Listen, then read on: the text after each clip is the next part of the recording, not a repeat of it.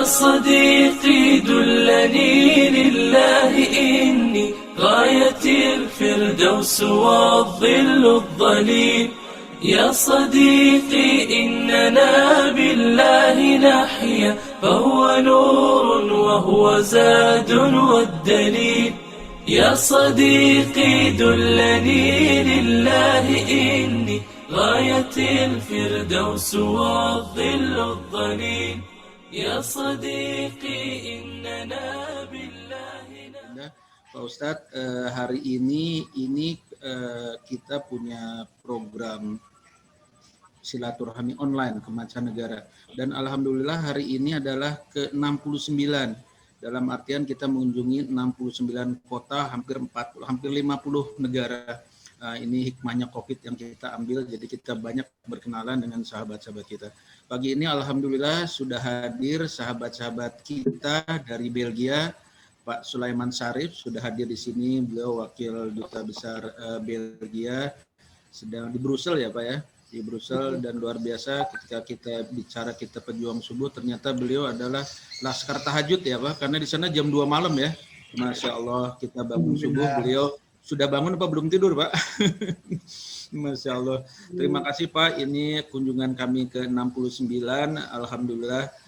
Kita ketemu saudara baru kita ingin mengetahui lebih lanjut agama Islam di bumi Allah yang maha luas ini. Sekarang kita ke Belgia dengan ibu kota Brussel ya. Ibu Brussel itu ibu kota dari Uni Eropa.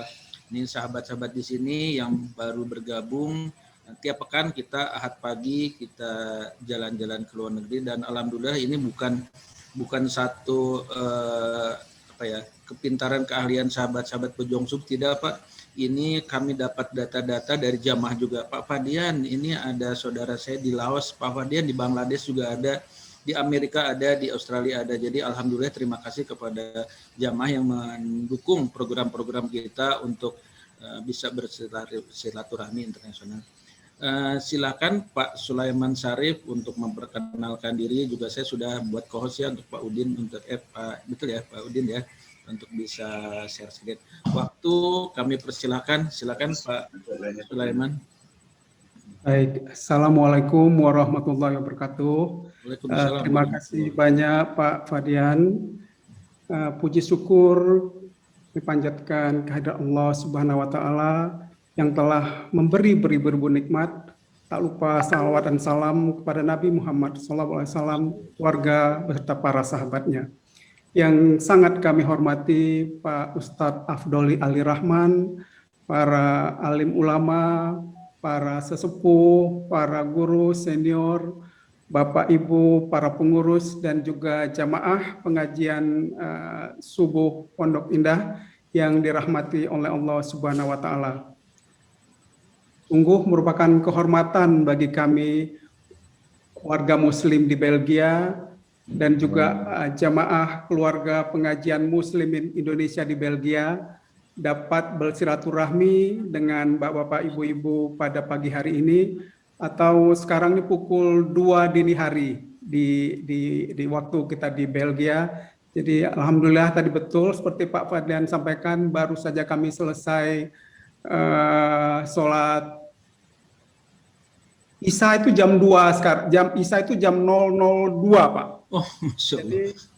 Jadi kalau maghrib kita itu hari ini tuh jam 10:02 malam, Isya pukul 002, kemudian tadi sempat tidur setengah jam, tahajud betul, alhamdulillah. Kemudian nanti insya Allah subuh itu jam 3:15 Pak. Jadi jaraknya cuma 3 jam dari Isya ke subuh. Nah, dalam kesempatan ini juga kami atas nama warga muslim di Belgia juga menyampaikan ucapan turut berbelasungkawa, berduka cita. Tadi kami mendengar bahwa saudara-saudara kita telah mendahului kita. Insya Allah beliau itu husnul khotimah. Dan kemudian juga dalam kesempatan ini izinkan kami menyampaikan salam dari Bapak Duta Besar Andri Hadi dan Ibu Ferial Hadi.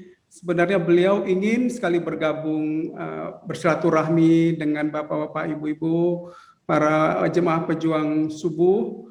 Namun karena beliau saat ini juga sedang berkunjung dan bersilaturahmi dengan warga negara kita yang berada di kota lain, di kota Brugge, sehingga beliau meminta kami untuk mewakili beliau dan menyampaikan salam hangat dari beliau. Dan insya Allah nanti sekiranya situasi sudah memungkinkan, ibu-ibu, bapak-bapak yang dirahmati Allah, kami tunggu di Brussel. Insya Allah mudah-mudahan COVID bisa segera berlalu. Dan juga dalam kesempatan ini Bapak, Ibu, kami juga didampingi oleh Bapak Dr. Bahtiar Hasan. Beliau salah seorang tokoh terkemuka di Belgia, yang juga Ketua Yayasan Nusantara, yang kalau diizinkan nanti mungkin setelah kita jalan-jalan, nanti 5 menit beliau juga akan melaporkan bagaimana perkembangan upaya dari warga muslim kita di Belgia yang sejak tahun 2013, Bapak Ibu-ibu, para jemaah yang dimuliakan Allah, kita berusaha membuat ataupun membeli gedung untuk membangun masjid. Di sini kita kemas dalam bentuk pusat budaya Islam, yang mana sampai saat ini alhamdulillah sudah hampir terkumpul dana, masih kurang sedikit. Insya Allah mudah-mudahan kita bisa mewujudkan niat kita sehingga umat muslim Indonesia di Belgia bisa memiliki masjid. Jadi ataupun tempat ibadah yang memang kita kemas dalam bentuk pusat budaya Islam Indonesia.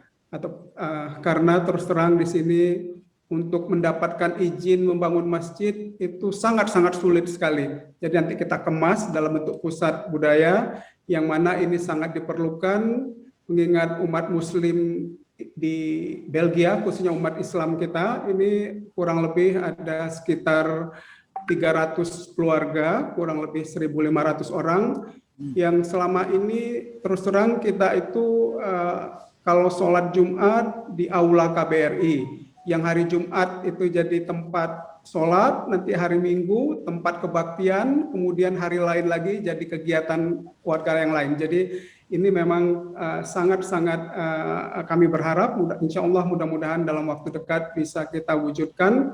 Dan juga kenapa penting, mengingat Belgia merupakan tadi Pak Fadian sampaikan ibu kota Uni Eropa, sehingga adanya Masjid Indonesia ini menggambarkan, merepresentasikan yang Islam rahmatan lil alamin, di mana selama ini kalau mungkin Bapak Ibu ketahui, Pak Irwan mungkin juga tahu, bagaimana mereka selalu melihat Islam itu identik dengan ya saudara-saudara kita dari Turki, dari Maroko, dari Aljazair, yang memang tentunya kalau kita lihat pendekatannya berbeda. Jadi mungkin itu pengantar dari kami. Nanti insya Allah Pak Bahtiar akan melaporkan kepada Bapak Ibu progres rencana pembelian gedung kita. Dan kemudian sesuai permintaan dari Pak Fadian, kita akan jalan-jalan ke Belgia, dan kami akan awali dengan satu video singkat sekitar 3-4 menit. Nanti Bapak Ibu bisa merasakan mungkin jalan-jalan pakai tram. Kemudian setelah itu nanti akan ada beberapa slide presentasi yang ringan-ringan, yang lucu-lucu. Dan setelah itu tentunya kami dengan senang hati, sekiranya ada hal-hal yang ingin ditanyakan lebih lanjut, kami dengan senang hati untuk share berbagi pengalaman. Mohon izin kita mulai dengan dengan video singkat.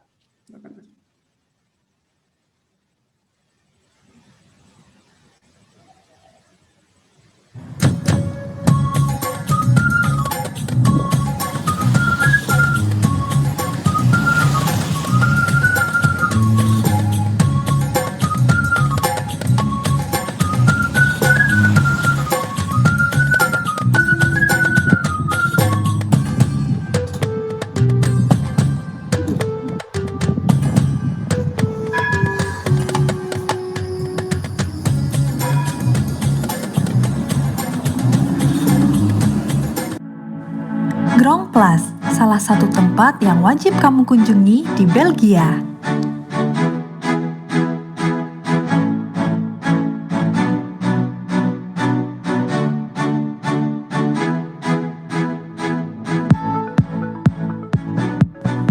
dan atomium yang tak kalah megah dan indah. Nah, sekarang kita cari tahu yuk mengenai Islam di Belgia.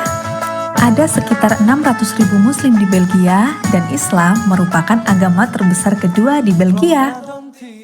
Pada awalnya, bangunan ini tidak diperuntukkan sebagai masjid, melainkan sebagai pavilion pameran negeri-negeri timur yang selesai dibangun tahun 1879. Kala itu, bangunan ini menjadi rumah bagi karya monumental fresko yang berjudul Panorama of Cairo yang meraih sukses besar. Pada tahun 1967, Raja Belgia, Raja Boudouin, menghadiahkan bangunan tersebut kepada Raja Arab Saudi, Raja Faisal bin Abdul Al-Aziz dalam acara resmi beliau ke Belgia. Dengan demikian, bangunan tersebut telah beralih fungsi menjadi masjid bagi komunitas muslim di Belgia yang telah berkembang pesat saat itu, juga sebagai pusat kebudayaan Islam di Brussel. Sambil sedikit bercerita tentang suasana Ramadan di Belgia. Di negara 4 musim ini, saat ini sedang berada di musim semi. Ini artinya matahari terbit di sekitar jam 4 pagi dan terbenam di sekitar jam 9 malam. Walaupun jam 9 malam, suasananya masih terang loh ya. Hal ini juga berarti umat muslim di Belgia menjalani puasa selama 16-17 jam. Nah, tiba saat berbuka. Jangan lupa bersihkan tangan dengan hand sanitizer terlebih dahulu. Saya mengucapkan selamat berbuka pada semua teman-teman dan umat muslim yang berpuasa. Terletak di pusat kota Brussel dan bersebelahan dengan Central Station, kafe coklat ini sangat gampang untuk ditemui. Apa sih istimewanya kafe ini? Kafe coklat yang bernama Laurent Gerbeau ini tak lain adalah ownernya yang merupakan ahli coklat artisan yang ternama di Belgia. Dengan ciri khas rasa coklat yang tidak terlalu manis dan dikombinasikan dengan buah-buahan dan rempah-rempah di dalam pralin. Produk yang dijual cukup beragam, mulai dari selai karamel, biskuit artisan, fruit jelly, dan coklat milk bar yang dijual secara terpisah. Yang istimewa di sini adalah salah satu rasa andalan di kafe ini. Tablette chocolat au lait, éclat de fèves d'Indonésie. Hello, a big hello to all my Indonesian friends, and just to tell you that the terrace is open, the shop is of course open every day. We have Indonesian chocolate. Tuh kan? Nah, sekarang karena sudah bisa, yuk kita nongkrong di teras Laurent Gerbeau. Sekian cerita kita di hari ini. Au revoir, merci, and see you again. Dah!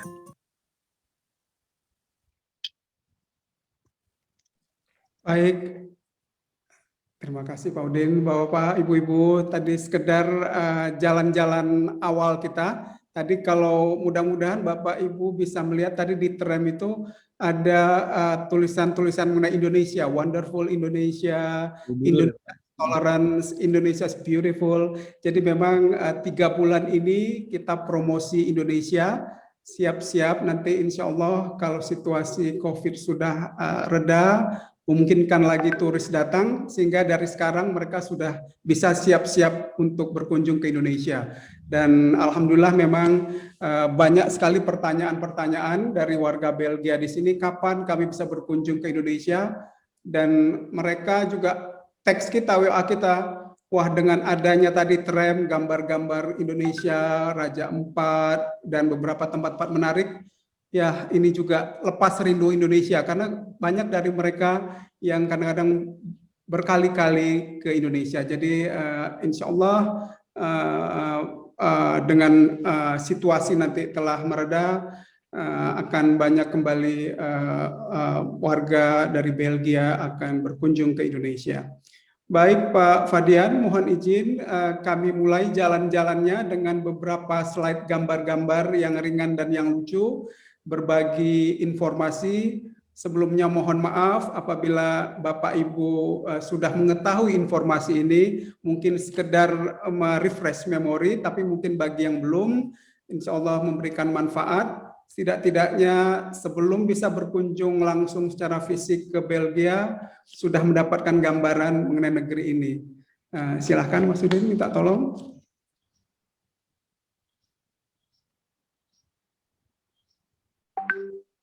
Ya, tentunya Bapak Ibu para jemaah yang dimuliakan oleh Allah, Belgia terkenal, ada yang tahu karena berliannya, karena coklatnya tadi kita sudah tahu tadi salah satu coklat ternama di Belgia, Tengloran Gerbo tadi itu merupakan langganan dari Istana Raja Belgia. Biasanya kalau beliau berkunjung ke satu negara, oleh-oleh coklat yang dibawa oleh Raja Belgia ataupun petinggi Belgia itu berasal dari tempat yang tadi, Loran Gerbo, di mana salah satu coklatnya itu berasal dari Gunung Kidul.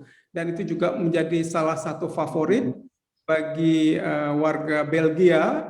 Dan kalau Bapak Ibu pernah mendengar coklat Monggo yang di Jogja, beliau pemilik coklat Monggo adalah murid dari Pak Loran Gerbo tadi. Dan juga Pak Loran Gerbonya juga sudah beberapa kali ke Indonesia. Beliau langsung terjun ke Gunung Kidul untuk mengambil ataupun mengambil bahan baku coklat tadi. Kemudian ada terkenal dengan wafelnya, ada spekulas, dan juga ada kentang goreng. Jadi kalau Bapak Ibu nanti berkunjung ke Belgia ataupun ke Brussels, kalau ditanya, kalau kita bilang kita mau French fries, nanti mereka bilang no French fries, tapi Belgian fries. Jadi memang Belgian fries menurut kami jauh lebih enak daripada French fries. Nanti Bapak Ibu bisa membuktikan sendiri. Lanjut Pak Udin. Kemudian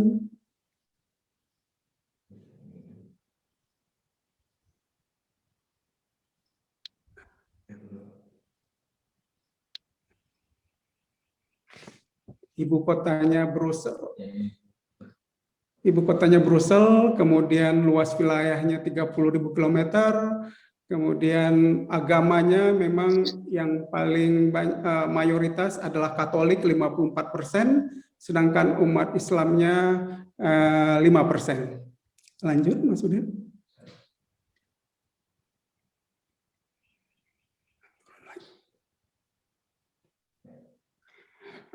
Sedikit share Bapak Ibu terkait dengan perkembangan pandemi COVID-19. Jadi memang kita alhamdulillah situasi terus membaik, dan itu juga doa kami di sini, mudah-mudahan situasi di tanah air juga dapat segera membaik. Kalau kita lihat kasus baru sekarang di Belgia itu rata-rata 380 kasus per hari, pasien baru 31 orang per hari. Kemudian vaksinasi per 20 Juni memang salah satu yang tercepat di Eropa, mungkin karena memang penduduknya cuma 11 juta, kurang lebih 11 juta, dan 71% itu sudah divaksin dosis pertama. Alhamdulillah termasuk kami juga sudah divaksin AstraZeneca, kemudian 40% divaksin dosis lengkap, berarti sudah 2 kali.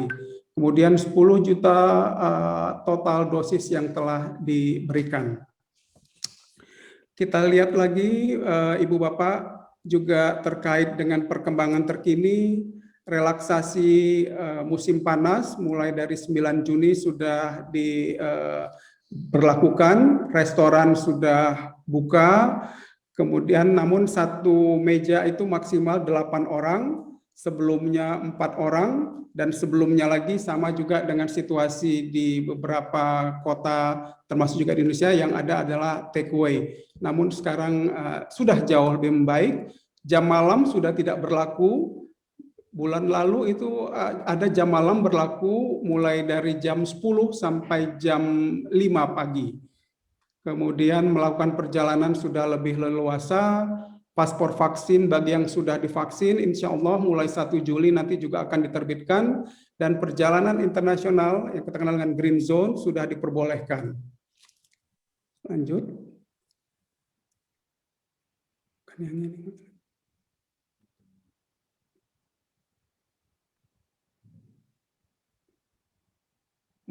Ya, Bapak Ibu, sedikit gambaran mengenai Islam di Belgia.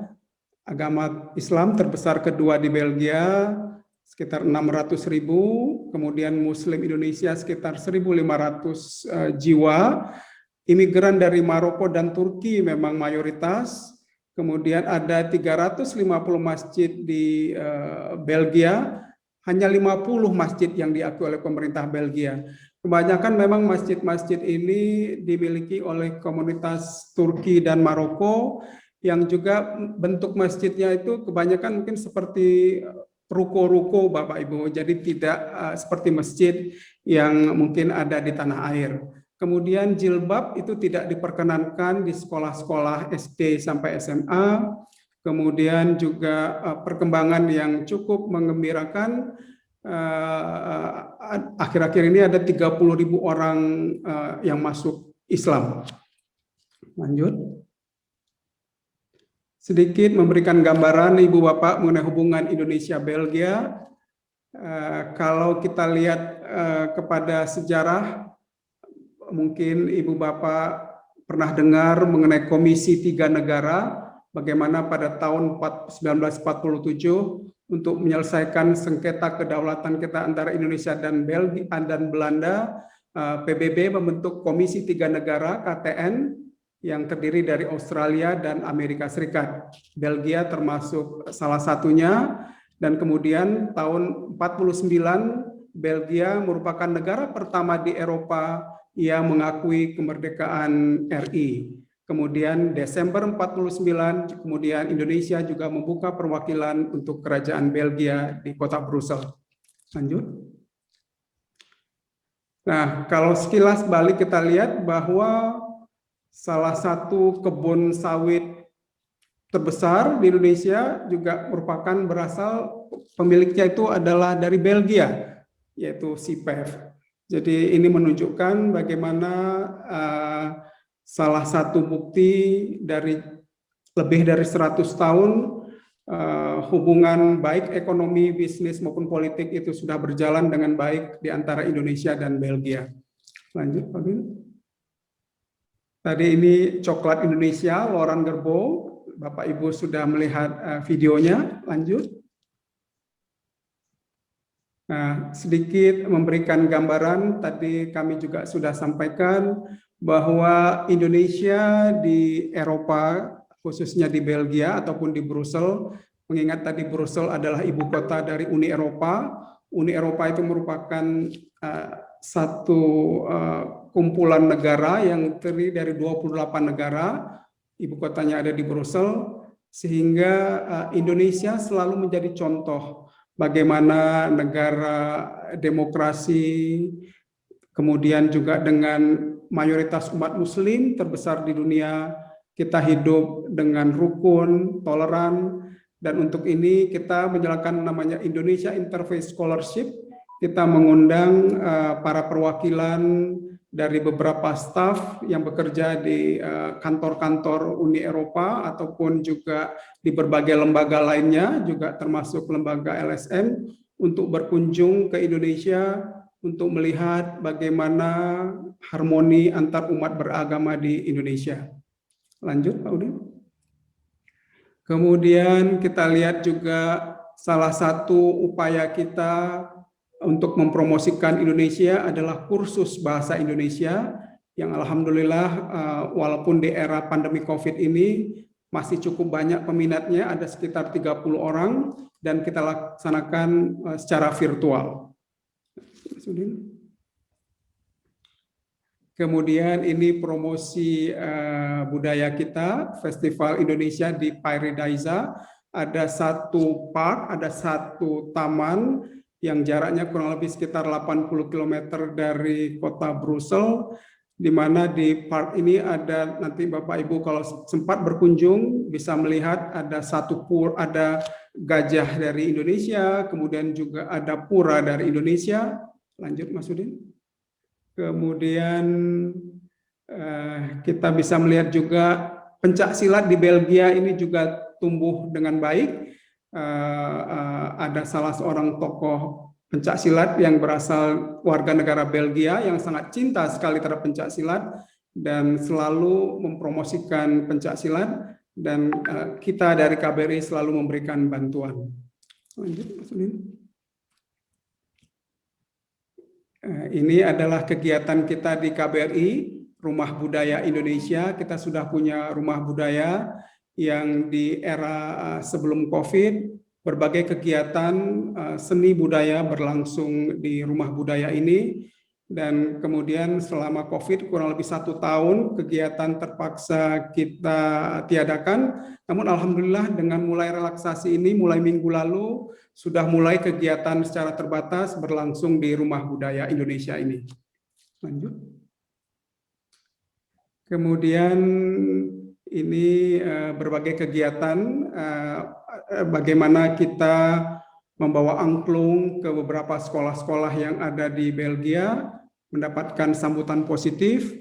Lanjut Mas Udin. Dan juga dalam kegiatan rumah budaya ini juga ada salah satunya kita memberikan juga bagi adik-adik kita laksanakan belajar mengaji, itu kita lakukan secara rutin. Dan selama era pandemik ini adik-adik remaja belajar mengaji kita lakukan secara virtual.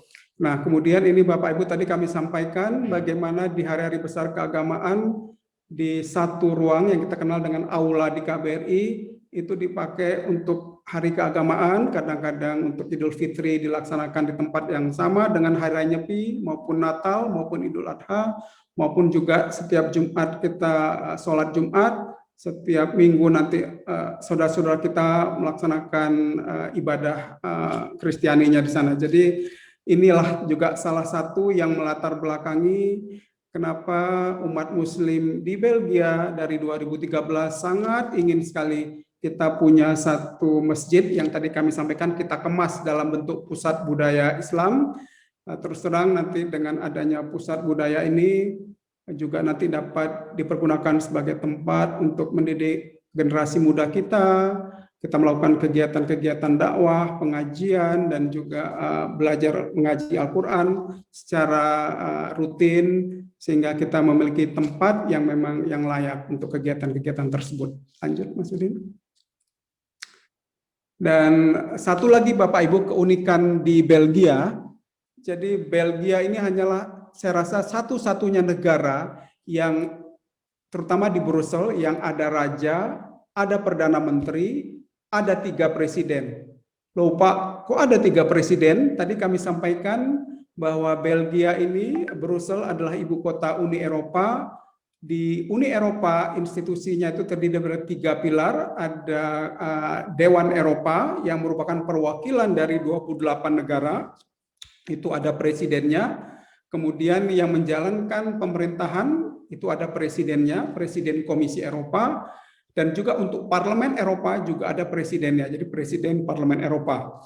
Jadi ini juga keunikan dari Brussel, di satu kota ada raja, ada perdana menteri, dan 3 presiden beserta kelengkapan-kelengkapannya. Kemudian sekiranya Bapak Ibu nanti juga berkunjung ke Brussel, juga bisa melihat beberapa tempat yang saya rasa juga cuma ada di Brussel, yaitu Atomium, ada Manneken Pis, ini patung anak kecil yang berapa tahun yang lalu kita kenakan pakaian dari daerah Lampung.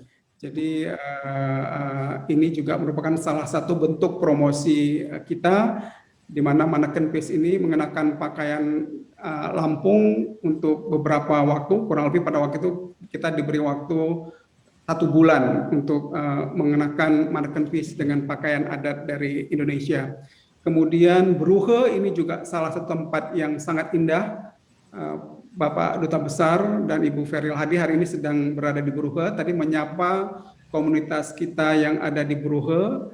Kita membuat kegiatan warung konsuler, yaitu menjemput bola, di mana bagi warga kita yang berada di kota Brugge, mereka tidak perlu jauh-jauh datang ke Brussel untuk melakukan pengurusan-pengurusan kekonsuleran seperti misalnya pembuatan paspor, perpanjangan paspor, lapor diri, dan beberapa dokumen-dokumen lainnya.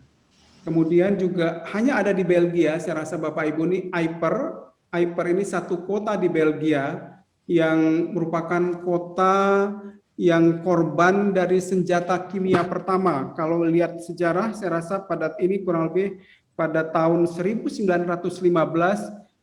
di mana senjata kimia yang pertama digunakan itu adalah dipakai untuk menghancurkan kota Yper, di mana memakan korban jiwa kurang lebih 2.000 wafat, meninggal, sehingga sekarang menjadi satu tempat yang monumental. Dan Eiper ini, kalau Bapak Ibu nanti juga berkesempatan ke Belanda juga di Den Haag itu merupakan markas besar dari organisasi pelarangan senjata kimia, penggunaan senjata kimia. Salah satu ruangan pertemuan pentingnya mereka namakan dengan Eiper Room. Jadi untuk mengingat betapa dahsyatnya penggunaan senjata kimia yang telah memakan korban jiwa. Kalau mungkin Hiroshima, Nagasaki bom atom, tapi kalau Eiper ini adalah senjata kimia. Kemudian di Belgia juga Bapak Ibu mungkin pernah membaca Tintin, ini juga sangat terkenal di sini. Oh, Tintin. Pak Udin. Nah, ini mungkin Bapak Ibu yang perlu kami sampaikan juga. Jadi kalau umat Kristen mereka punya di sini tempat beribadah Sint Basilia yang sangat besar, mendorong warga Muslim kita di Belgia khususnya di Brussel agar kita dapat segera bisa memiliki satu masjid ataupun yang kita kemas dalam bentuk pusat budaya Islam. Kalau Hindu ini sudah punya, bahkan Hindu aja sudah punya tempat beribadah. Ini satu-satunya pura yang ada di luar Bali adalah di Park Paradisa ini. Kemudian juga umat Kristiani mereka juga sudah punya satu gedung tempat gereja. Lanjut Pak Udin. Kemudian timbul tanda tanya kita, Masjid Indonesia di Belgia bagaimana? Nah ini adalah insya Allah inilah gedung yang mungkin yang sedang kita negosiasikan. Mudah-mudahan dapat segera terwujud. Nanti Pak Bahtiar akan menjelaskan secara singkat bagaimana proses perkembangan mulai dari 2013, kita mulai dari nol, sehingga kemudian kita alhamdulillah sudah dapat terkumpul kurang lebih 8 miliar rupiah. Sementara memang dana yang dibutuhkan itu 9 miliar, sehingga kita dapat melakukan penandatanganan akta jual beli. Nanti Pak Bahtiar mohon kesediaan. Lanjut Pak Udin. Saya rasa demikian Pak Fadian, jalan-jalan di Belgia, di Brussel, mudah-mudahan bisa memberikan manfaat kepada ibu bapak para jemaah pejuang subuh yang dirahmati Allah. Kami kembalikan ke Pak Fadian dulu, nanti kemudian baru kita lanjut dengan Pak Dr. Bakhtiar Hasan. Kembali Pak Fadian. Terima kasih Pak Sulaiman, luar biasa nih dalam waktu kurang lebih berapa ya, setengah jam, seolah kita sudah pernah ke sana untuk yang belum, dan yang pernah ke sana juga mengingatkan lagi, luar biasa. Alhamdulillah nih para pejuang subuh di sini sekarang kita punya sahabat ya, Pak Sulaiman, Pak Bahtiar di sana yang nanti kalau perlu di save nomornya. Jadi kunjungan jalan-jalan ini memperbanyak saudara Pak Sulaiman ini. Alhamdulillah. Yang banyak mengajak kita, tadi Bapak juga insya Allah kalau ada rezeki kita ke Belgia, di Turki juga ditunggu, di New Zealand juga ditunggu. Ini hikmahnya dari acara ini, kita banyak punya saudara. Mungkin bisa dilanjutkan saja Pak untuk ini setelah nanti Pak Bahtiar dulu ya, kalau mungkin ada tanya jawab. Silakan, saya serahkan lagi ke Pak Sulaiman, teman-teman di Belgia. Baik, terima kasih Pak Fadian. Alhamdulillah. Mohon kesediaan Pak Bahtiar, berkenan Pak Bahtiar, silahkan. Ya, terima kasih Pak. Saya coba present. Ya, hold on a second. Share screen. There you go. Mudah-mudahan screen-nya sudah terlihat insya Allah. Lihat Pak Bahtiar. Ya, terima kasih. Assalamualaikum warahmatullahi wabarakatuh. Assalamualaikum warahmatullahi wabarakatuh. Alhamdulillah rabbil alamin. Wassalatu wassalamu ala asyrafil anbiya'i wal mursalin. Sayyidina wa habibina Muhammadin wa ala alihi wa sahbihi ajma'in bi rahmatika ya arhamar rahimin. Wah, terima kasih banyak Pak Iman untuk introduction-nya dan para pejuang subuh dari Masjid Raya Masjid Pondok Indah ya. Masjid Raya Pondok Indah, Masya Allah. Ini tempat yang dulu Pak, saya kan ini dari desa ceritanya Pak ya. Tempat pertama waktu ke Jakarta saya lihat itu yang paling indah, saya lihat memang Pondok Indah Pak. Itu sekitar tahun 90 barangkali waktu itu. Alhamdulillah. Mengenai hanya untuk menyambung dari Pak Sulaiman Syarif, Bapak DCM ya, Deputy Chief of Mission daripada KBRI di Brussels, bahwa sejak tahun 2013 kita itu sudah mencanangkan. Waktu itu Pak Iman ini, ya, beliau ini penempatan ketiga waktu itu Pak Iman atau kedua. Jadi kebetulan di Brussels tahun 2009 ya, sampai 2013 Pak Iman ya, kalau tidak salah ingat. Ya. Itu jadi waktu itu beliau di sini dan beliau adalah ketua KPMI waktu itu. Nah, di tangan beliau ini adalah gagasan untuk mendirikan Masjid Indonesia. Ya, waktu itu kita namakan dengan Indonesian Islamic Cultural Center ya, IICC, Indonesian Islamic Cultural Center. Tapi karena berbagai hal ya, kita dulu itu Pak pernah membeli sebuah tempat di mana daerah yang kita sebut dengan Sterbeek ya. Daerah itu tidak jauh dari tempat tempat Bapak Duta Besar ya, Bapak Duta Besar atau Wisma Indonesia berada ya. Itu pada tahun 2016 ketika kita mengajukan izin secara resmi kepada pemerintah Belgia, dalam hal ini yang diwakili oleh Gemeente ya, disebut Gemeente dalam bahasa Belandanya, atau kalau kira-kira bahasa Inggrisnya itu municipality ya, dalam bahasa Inggrisnya barangkali municipality, di mana otonomi mereka itu di tingkat municipality. Jadi apa saja decision dari municipality itulah menjadi final decision ya. Awalnya alhamdulillah sambutannya cukup baik, tapi kemudian ada di antara orang-orang di lokal itu yang menjadi penggerak, ada suatu organisasi namanya Sterbeek 2000 yang menjadi penggerak untuk menolak masjid itu atau menolak pusat budaya Islamnya. Karena itu kita jual kembali bangunan itu. Alhamdulillah kita tidak juga rugi, malah dapat untung sedikit. Namun sejak saat itu kita terus berusaha ya. Mungkin dari Pak Fadian itu ada Ibu siapa namanya yang punya Ibu Feni. Ibu Feni ya. Alhamdulillah Ibu Feni juga sudah hadir di acara ini Pak Bahtiar. Nah itu sejak awal itu Bu Feni, Masya Allah dari Terima kasih Bu Feni. Terima kasih banyak Bu. Open mic ini Ibu Feni, owner dari Safira, ini sahabat pejuang subuh juga. Masya Allah. Silakan dilanjut dulu, nanti Ibu Feni udah masuk tapi udah ada videonya dulu, belum open mic. Nah ini Bu Feni. Bu Feni, Masya Allah. kabar nih? Mari, gimana Bu Feni? Kapan lagi ke Belgia nih? Iya, assalamualaikum semuanya. Alhamdulillah ya, kita ketemu walaupun jauh gitu. Kangen sekali mau pergi ke Belgia nih. Insya Allah Bu. Nanti kalau pas pembukaan kabari saya ya. Insya Allah Bu, kita akan pasti.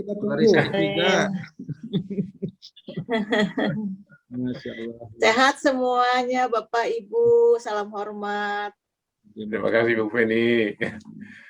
Jadi saya ke Ibu Feni mau jalan-jalan ke Belgia, terus Ibu Feni ngasih nomor Pak Bahtiar, wah ini saudara saya nih Pak Bahtiar, alhamdulillah kita silaturahim ukhuwah Islamnya kita bareng-bareng ya Bu Feni ini.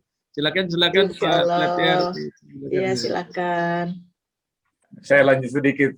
Terima kasih banyak. Jadi insya Allah itu setelah masjid itu ditolak yang lalu, kita usahakan kembali. Alhamdulillah dengan kita sebenarnya melibatkan beberapa pakar hukum di sini ya, teman-teman yang di lokal sini. Alhamdulillah ada yang volunteer membantu kita, dan dari lawyer itu kita dapatkan informasi terbaru bahwa ada aturan pemerintah yang baru di Belgia ini, di mana VZW itu adalah nama lain dari non-profit organization ya, itu dalam bahasa Belandanya ya. Verzekering zonder apa W-nya Mak? Pokoknya non-profit organization ya.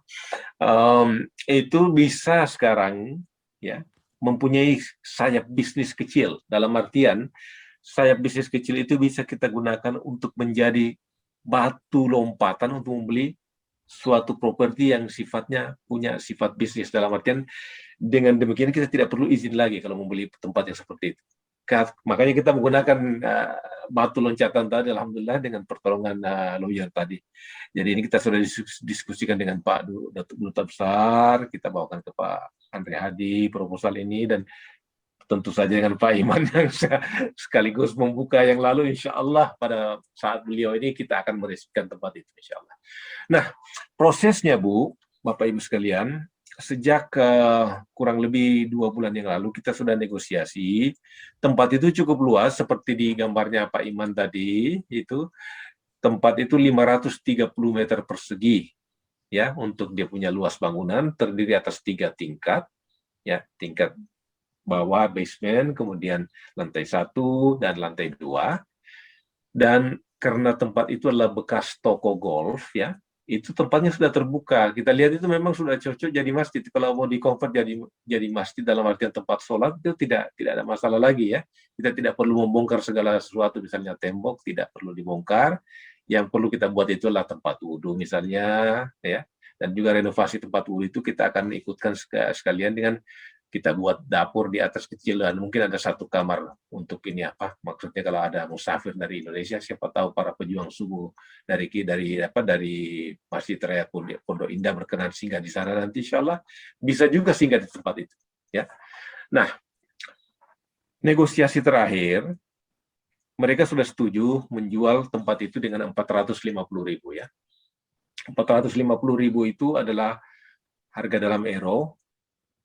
Tapi di sini ada namanya tax, untuk registration tax untuk Belgia itu di daerah Flemish itu 10% registration tax daripada harga, di daerah Brussels itu 12,5%, dan on top of that kita akan tambahkan lagi harga daripada notari, ya, notari mungkin 1 atau 2% maksimum, ya. Jadi dengan hitungan-hitungan demikian, ya, hitung-hitungan demikian itu kita akan kurang lebih membutuhkan, ya, 500.000 euro. 500.000 euro. Nah, di tangan kita sekarang, seperti Pak Iman sebut tadi, sudah ada 369.000 euro. Ini termasuk yang dari Ibu Feni yang lalu, ya, dari Zafira, dan juga dari Ibu dari Elzata, ya, dari Elzata. Itu kawan Ibu Feni sebenarnya, itu kawan dekat. Kawan dekat Ibu Feni itu. Nah, Pak Mul dan istri, ya. Dan alhamdulillah 369, dan bulan yang lalu, Lazis Nahdlatul Ulama itu berhasil fundraising kurang lebih 1,4 miliar, itu kurang lebih 80.000, ya, 80.000 euro. Jadi dengan menambahkan itu berarti kita di tangan kita sekarang itu sudah ada kurang lebih 369 tambah 80 atau 449.000, ya. Nah, yang kita butuhkan itu Ibu Bapak kurang lebih 500.000, ya.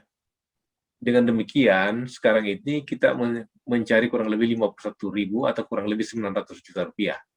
Nah, di Kitabisa, kita adakan fundraising juga di Kitabisa. Ini ada linknya di sini, ya. Kitabisa.com, campaign Nusantara Sisi Belgia. Sekarang ini sudah pada level kurang lebih 320 juta barangkali, ya. Dalam artian, kita kurang lebih mencari sekitar 300 dari 600 juta barangkali, ya, insya Allah. Sekitar 600 juta lagi, insya Allah dengan itu kita sudah bisa lakukan transaksi final. Nah, transaksi di sini ini terdiri atas 2 tahap. Tahapan pertama namanya signing apa yang disebut dengan, kalau dalam bahasa Perancisnya compromis de fonds, kalau dalam bahasa Belandanya itu verkoop kompromis, ya. Artinya kompromi untuk membeli, ya, untuk ini akan terjadi pada 1 Juli. Jadi yang sekarang sudah di tangan kita itulah persetujuan daripada penjual untuk membeli. Kita sudah dapat secara ini, ya, ditandatangani oleh mereka. Itu namanya, dengan adanya surat itu sudah binding secara hukum. Binding dalam artian kita tidak boleh men-cancel dan mereka tidak boleh men-cancel. Kalau salah satu pihak men-cancel harus membayar denda, ya.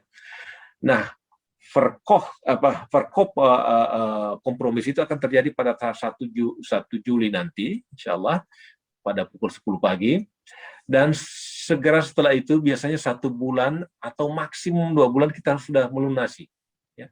Maksimum 2 bulan. biasanya 1 bulan. Makanya itu dalam tanggal 1 nanti kita akan negosiasikan apa. Kalau kita bisa minta 2 bulan, mudah-mudahan bisa ya, demikian bisa 2 bulan. Tapi kalau tidak pun, paling tidak kita punya waktu 1 bulan. Nah, 1 bulan itu harus kita gunakan untuk insya Allah melengkapi kurang lebih 600 juta tadi yang saya sebutkan. Jadi itu kira-kira idenya Bapak Ibu, dan tentu saja kalau ada di antara Bapak Ibu yang berkenan menjadi juru kampanye daripada insya Allah untuk fundraising 600 juta itu, kita sangat berterima kasih sekali ya. Ataupun kalau di internal, misalnya internal daripada para pejuang subuh, insya Allah mau melakukan kampanye tersebut, kita akan terbuka insya Allah, akan dengan segala senang hati kita kayak ini.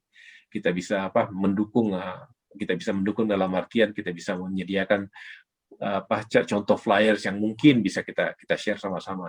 Dan tentu saja bisa juga mendukung melalui Kita Bisa yang sekarang sedang berlangsung. Jadi itu barangkali yang bisa saya sampaikan. Sekali lagi terima kasih banyak Bapak Ibu semua. Saya mohon paling tidak doanya dari Bapak Ibu semua.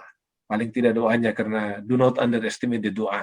Ya, mudah-mudahan dari doa Bapak Ibu, Allah SWT bukakan pintu kemudahan ya, kemudahan bagi pada usaha kita ini. Ini sudah usaha beberapa kali kita lakukan. Ibu Feni tahu persis beberapa kali saya mengirim mengirim message ke beliau ya. Jadi mudah-mudahan Allah SWT mudahkan kali ini, dan mudah-mudahan ya kalau ada di antara kita yang mau bersedekah, mudah-mudahan itu juga, sedekah itu adalah salah satu fungsinya adalah menolak bala ya. Ya, orang kita dulu itu biasanya bersedekah untuk menolak bala. Mudah-mudahan itu menjadi proteksi kita, wasilah kita untuk proteksi terhadap apa terjadinya pandemi sekarang ini.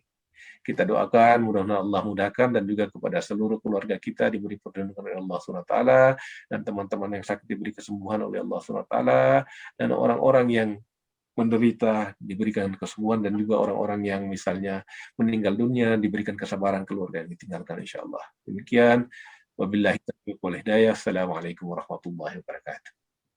Waalaikumsalam. Terima kasih Pak Bahtiar. Sebelum kami kembalikan ke Pak Fadian untuk kalau ada yang ingin bertanya, sebenarnya Pak Bahtiar itu kalau melebihkan Pak itu idenya itu dari teman-teman semua. Kami hanya memfasilitasi, dan kemudian dari awal bagaimana Pak Dubes kita pada waktu, Pak Dubes Ari Hafasugroseno yang sekarang Dubes di Berlin, beliau sangat aktif. Kemudian Dubes Pak Yuri Tamrin, dan juga Pak Dubes Andri Hadi. Jadi memang yang kami mohonkan juga bantuan Bapak Ibu, sekiranya ada yang bertanya, ini apakah benar ada permintaan sumbangan ini? Jangan-jangan ini bohong belaka, bentuk penipuan? Tidak.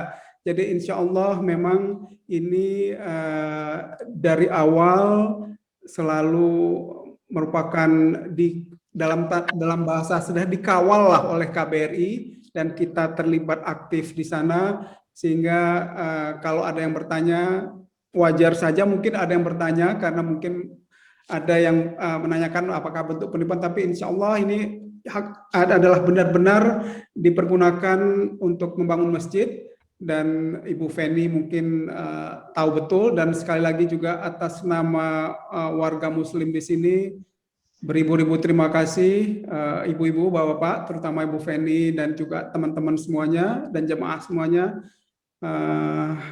Saya rasa demikian Pak Fadian sekali lagi.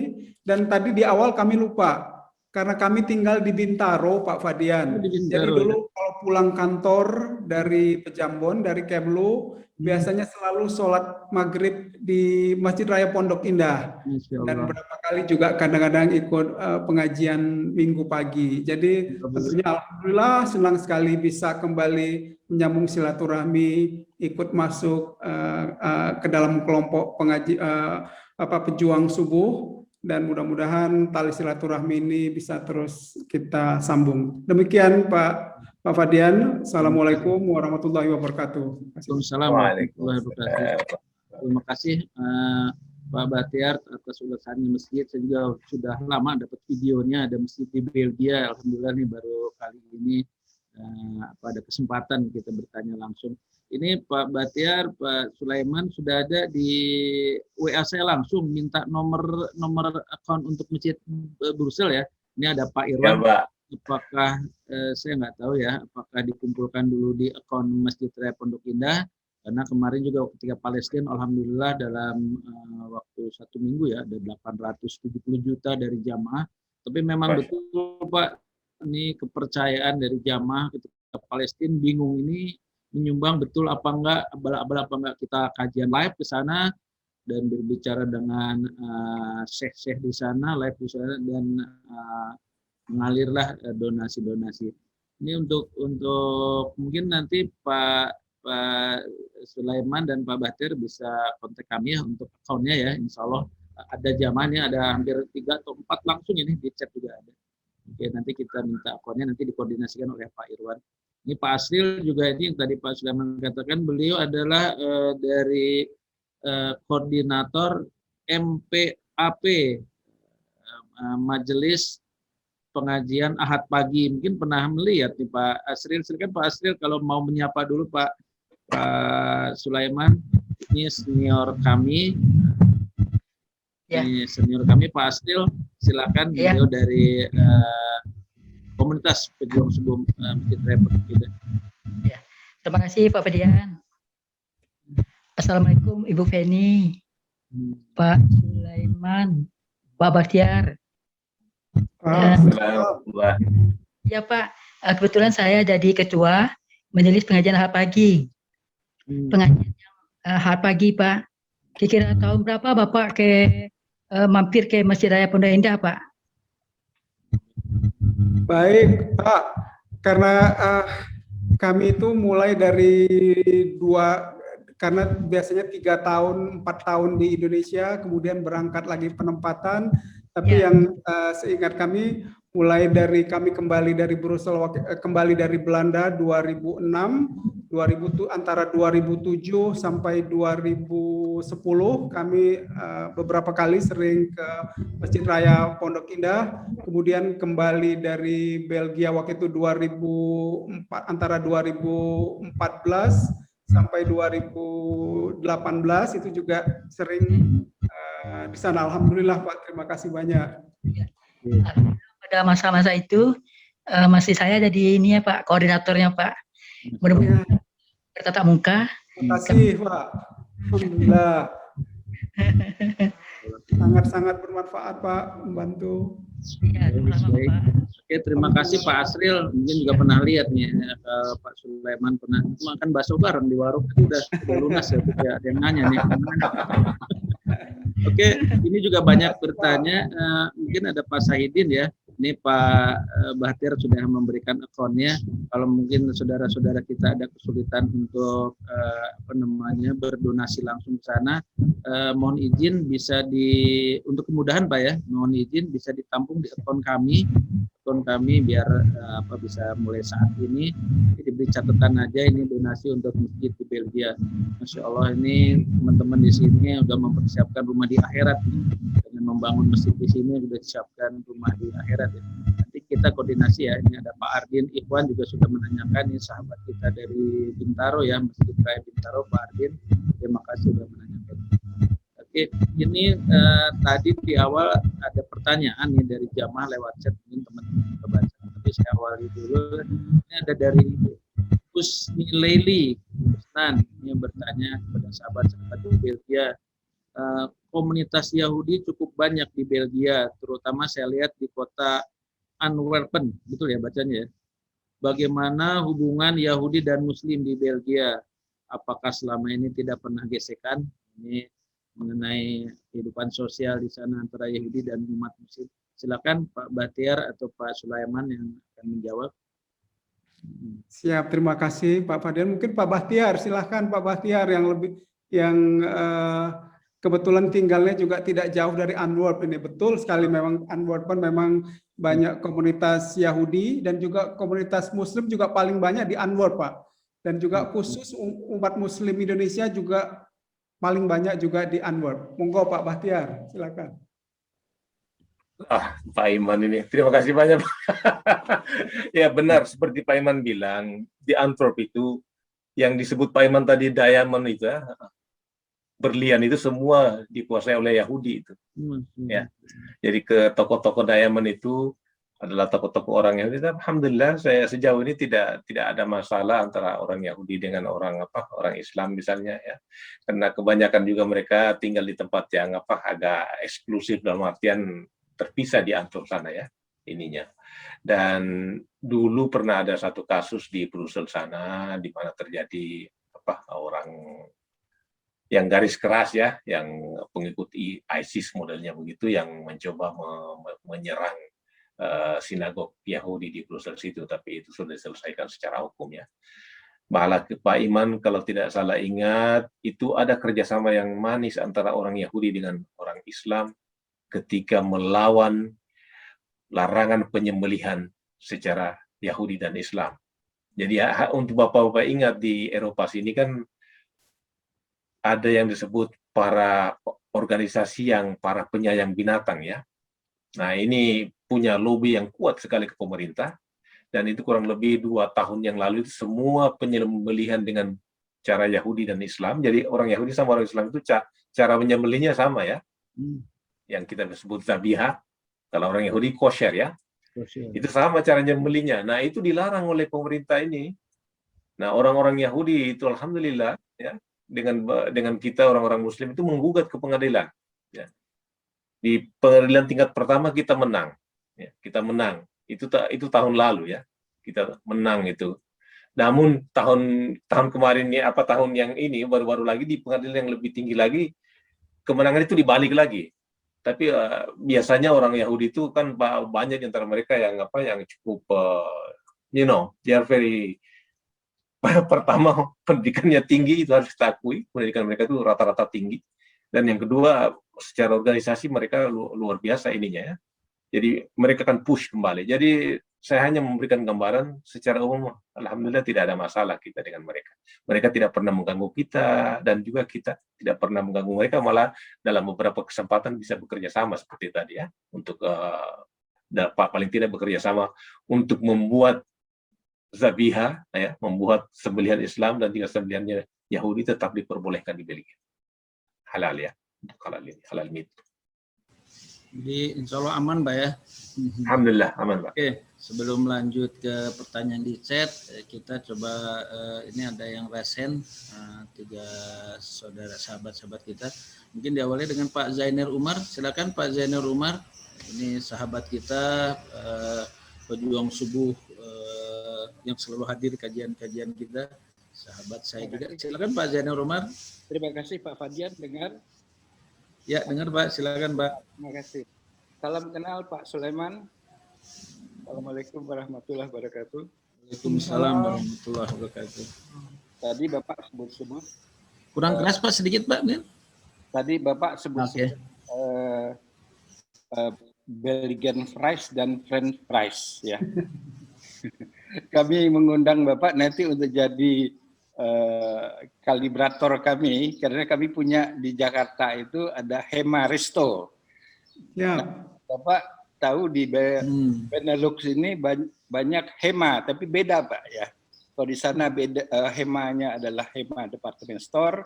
Kalau kami di sini Hemanya restoran, halal, enak, murah, artistik. Masya Allah. Tadi Bapak bilang mau menjelaskan beda French fries dan Belgian fries. Nah kami cuma jual Belgian fries saja. Malah kita tulis itu forget French fries. Ini kesalahan orang Amerika yang menamakan kentang goreng itu menjadi French fries itu. Itu kesalahan pasukan Amerika waktu Perang Dunia Kedua, Pak ya. Mereka ke Belgia, mereka kira itu Prancis, karena orang sana berbahasa Prancis. Itu pertama Pak. Yang kedua, Pak, tahun 70-an ada orang India yang membuka perusahaan di Surabaya, namanya PT Ispat. Itu pabrik baja. Lalu PT Ispat ini berkembang terus, membeli pabrik-pabrik di luar negeri, sehingga menjadi yang terakhir adalah mereka membeli Arcelor. Lalu Arcelor ini dinamakan ArcelorMittal. dan menjadi pabrik baja terbesar di dunia. Nah, pertanyaannya apakah ada nggak Pak ya hubungan CSR antara ArcelorMittal ini misalnya memberikan beasiswa untuk mahasiswa-mahasiswa kita dari Indonesia, karena mereka itu asalnya dari Indonesia gitu, PT Ispat di Surabaya. Itu yang kedua. Yang ketiga Pak, Bapak tinggal di Bintaro, tetangga ya kita. Bintaro berapa ya? Kami Bintaro 9 Pak. Astagfirullah. Di Emerald Pak. Oh itu Bintaro, Emerald. Bintaro 7 kita. Ya, oke. Itu tadi juga saya mengundang teman saya dari Kanada ya, Kang Arif namanya. Beliau kenal sekali sama Pak Sulaiman itu. Mau bersilaturahmi kalau barangkali Pak Fadian bisa memfasilitasi. Nama beliau itu Pak Arif, Ottawa. Beliau tinggal di Ottawa sudah 30 tahun nih. Oh, Ottawa ya. Saya lihat tadi ya. Oke. Pak Dedi. Silakan Pak Arif. Pak Dedi, bukan Arif. Dedi. Ya Pak, saya sudah tadi menyapa beliau juga. Silakan Pak Dedi, ini yang silaturahim kita di sini, Masya Allah. Pak Dedi sudah saya unmute dan open video. Silakan Pak Dedi. Pak Sulaiman katanya gitu. Itu Pak. Iya, Masya Allah, silaturahim di sini kita. Di Hema Pak, terima kasih. Pak Sulaiman. Terima kasih Pak. Izin langsung dijawab Pak Fadian. Ya, silakan Pak Sulaiman. Baik, terima kasih. Terima kasih Pak Zainur. Betul sekali kalau kami jawab dari yang pertanyaan kedua dulu mengenai PT Ispat, ArcelorMittal, betul Pak. Itu sekarang beroperasinya di Luxembourg Pak. Dan menjadi betul Bapak sampaikan tadi merupakan salah satu perusahaan steel yang terbesar di dunia. Dan berdasarkan catatan kita di KBRI Pak, sepertinya belum ada, tapi nanti kami akan cek apakah ada CSR dari mereka memberikan beasiswa. Karena mungkin Pak Bahtiar nanti juga kalau bisa membantu, setahu kami yang banyak sekarang ini adalah teman-teman yang beasiswa dari Erasmus Mundus yang memang disediakan oleh Uni Eropa, kemudian beasiswa yang disediakan oleh pemerintah Belgia, dan juga beasiswa LPDP. Saya rasa 3 kategori itu yang sekarang adik-adik kita mahasiswa yang menuntut ilmu di Belgia. Namun ArcelorMittal ini nanti kami akan cek lagi Pak. Tapi terima kasih banyak informasinya Pak Zainur. Kemudian yang kedua tentu tadi sebenarnya Belgian Fries Bapak sudah menjelaskan secara jelas, singkat, padat. Itu mungkin bagaimana memang kalau kita lihat dari sejarah Belgia ini kan tempat yang menjadi selalu medan pertempuran pada Perang Dunia Pertama maupun Perang Dunia Kedua. Sehingga tadi kalau kita lihat sekilas di Belgia memang bahasanya 3. Ada bahasa Perancis, itu yang ke arah Perancis, kemudian bahasa Belanda, itu di daerah Flanders, daerah tempatnya Pak Bahtiar itu berbahasa Belanda, dan juga ada yang berbahasa Jerman speaking wilayah Jerman. Dan bagaimana juga tadi kalau kita pengalaman kami sih memang Pak betul tadi kesalahan dari memang tentara Amerika, dan kalau dari sisi rasa saya rasa memang kentang Belgia ini memang agak unik Pak, lebih enak pengalaman kami yang kebetulan dulu penempatan kami pertama di Athena Yunani 96, kemudian penempatan kedua kami di Den Haag 2002, kemudian penempatan ketiga di Brussel, kemudian sempat ke Jenewa sebentar, kemudian 2000 kembali lagi ke sini, Pak Bahtiar memanggil kami, diskusikan supaya kami kembali ke Belgia, alhamdulillah. Tapi pengalaman memang kentang Belgia ini lebih enak Pak, makanya kalau kita bilang di sini pesan French fries, mereka bilang should be Belgian fries, dia bilang. Dan alhamdulillah memang kalau kami lihat dari perdagangan, banyak juga saudara-saudara kita yang di Jakarta yang pengusaha restoran sekarang ini juga banyak menanyakan mengenai produk kentang frozen dari Belgia. Jadi mereka mengambil mengimpor dari Belgia produk kentang, dan di satu sisi perusahaan-perusahaan Belgia juga mengimpor produk-produk kita dari Indonesia. Jadi alhamdulillah memang terjadi simbiose kerjasama yang saling menguntungkan. Dan menyambung tadi apa yang disampaikan oleh Pak Bahtiar, insya Allah sekiranya nanti pusat budaya kita itu jadi terbentuk, amin amin. Salah satu kegiatan kita juga nanti adalah terkait dengan penyedia halal, Pak, sertifikasi halal. Jadi nanti insya Allah ya Pak Bahtiar, mudah-mudahan kita juga bisa bergerak di sertifikasi halal, karena terus terang selama ini yang ada kan memang lembaga-lembaga yang dikoordinasikan oleh mungkin teman-teman jemaah dari Maroko atau Turki, sehingga nanti juga bisa menjadi salah satu sumber penghasilan untuk nanti membiayai kegiatan-kegiatan pengelolaan masjid kita dan berbagai kegiatan-kegiatan ibadah lainnya. Saya rasa demikian Pak Zainur, tapi sekali lagi HEMA mudah-mudahan jaya terus, dan betul HEMA tentunya sangat terkenal di Benelux, Belgia, Nederland, dan Luxembourg. Insya Allah nanti HEMA di Indonesia bisa kita mengakuisisi HEMA yang ada di Benelux ini, Pak. Insya Allah, siapa tahu dengan kita amin, luar biasa. Budaya, nanti ini menjadi jalan pintu bagi kita untuk memperbesar ekspansi HEMA kita, sehingga HEMA memiliki restoran halal di sini.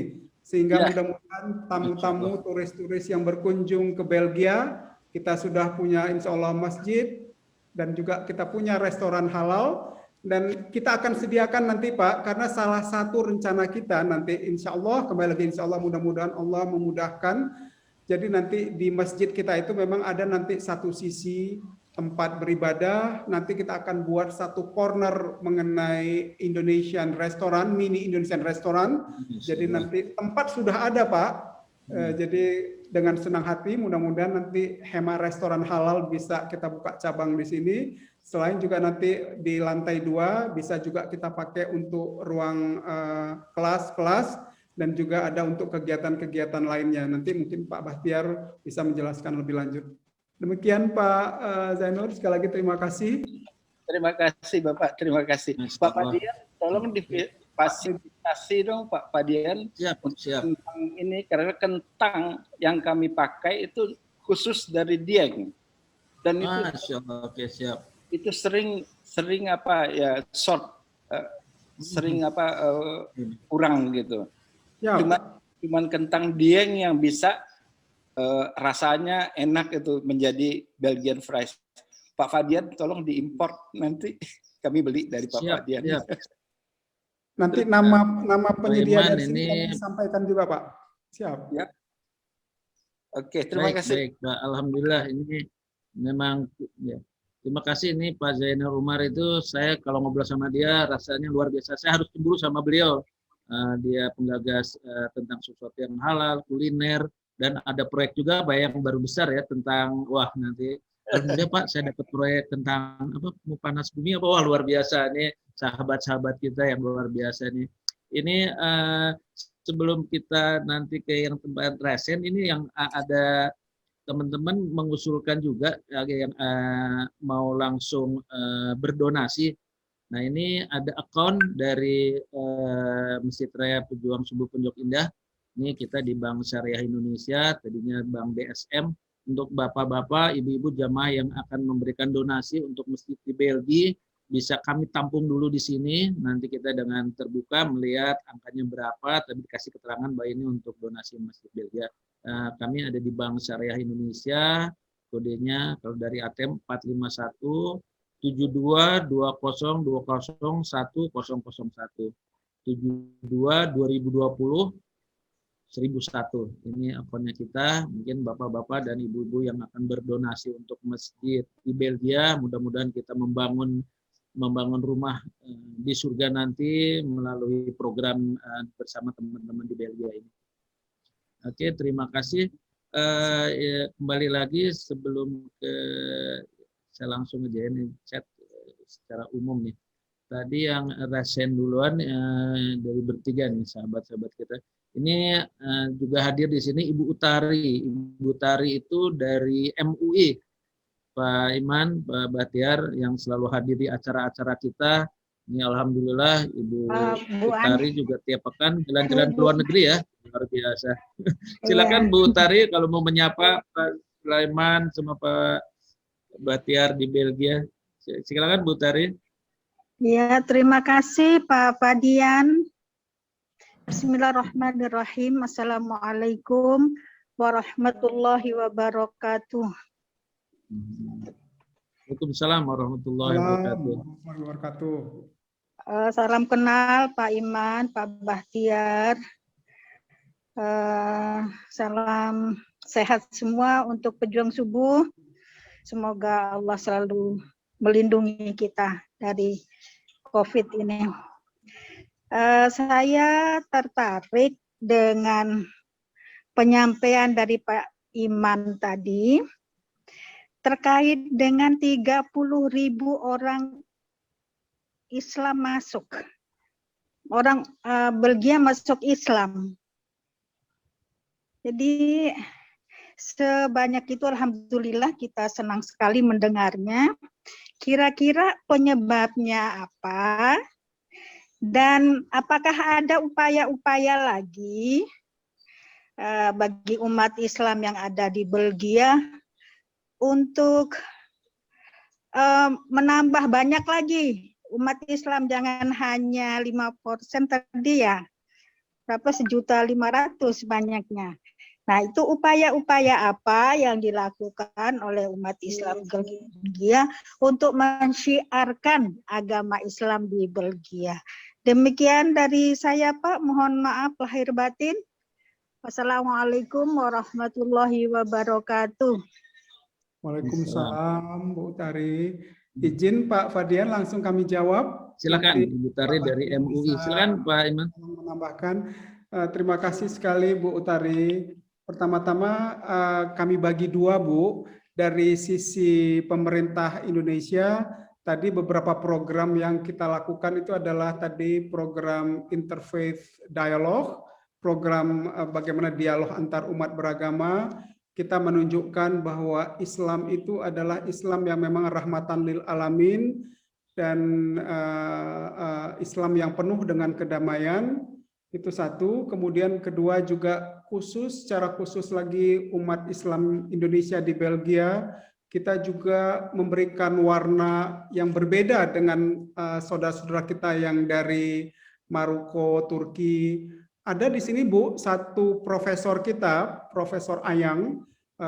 Beliau itu dosen, guru besar dari salah satu universitas terkemuka di sini. Dan dari cara berpakaian aja itu orang-orang bingung. Menurut mereka di sini adalah tentu yang namanya guru besar ataupun orang alim itu identik dengan apa yang mereka lihat seperti pakaian-pakaian yang tadi yang mungkin apa yang digambarkan oleh teroris-teroris itu.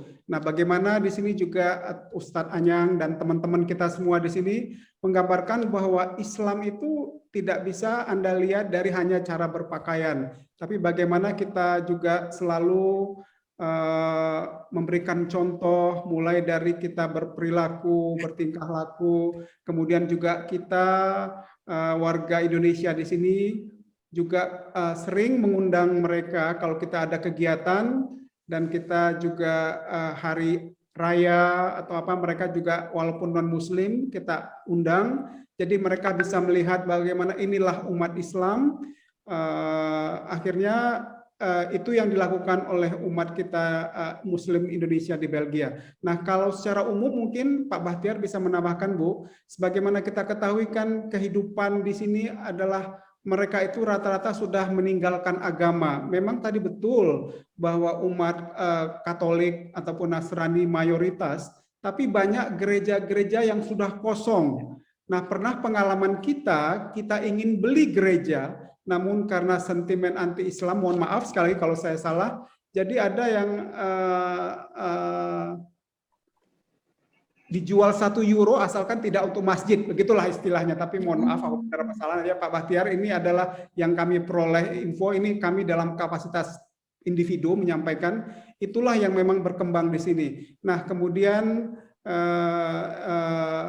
dengan situasi seperti itu mereka mencari apa yang bisa memberikan ketenangan, dan alhamdulillah mereka pernah datang ke beberapa masjid yang memang masjid yang benar-benar masjid, bukan yang digunakan untuk kegiatan-kegiatan yang mungkin mereka berpaham afiliasi yang mungkin tidak perlu saya sebutkan di sini. Nah, jadi memang salah satunya itu Bu. Jadi mereka yang tadinya sudah hampa, sudah kosong, kemudian mengetahui Islam. Ada juga beberapa yang kita Islamkan di KBRI. Jadi itu beberapa upaya-upaya yang kita lakukan untuk terus mensiarkan Islam. Dan salah satu maksud dari pendirian pusat budaya masjid kita ini adalah untuk itu juga. Bagaimana kita memberikan contoh Islam yang tadi kami sampaikan rahmatan lil alamin. Kalau Anda ingin melihat Islam, lihatlah Islam Indonesia. Islam yang damai, Islam yang mengajak kepada kebaikan. Tadi Ustadz sudah menyampaikan beberapa contoh-contoh bagaimana kalau kita ingin mengajak kebaikan, dan itulah mungkin kontribusi kita yang kecil-kecil, dan insya Allah mudah-mudahan sudah ada memperlihatkan hasilnya.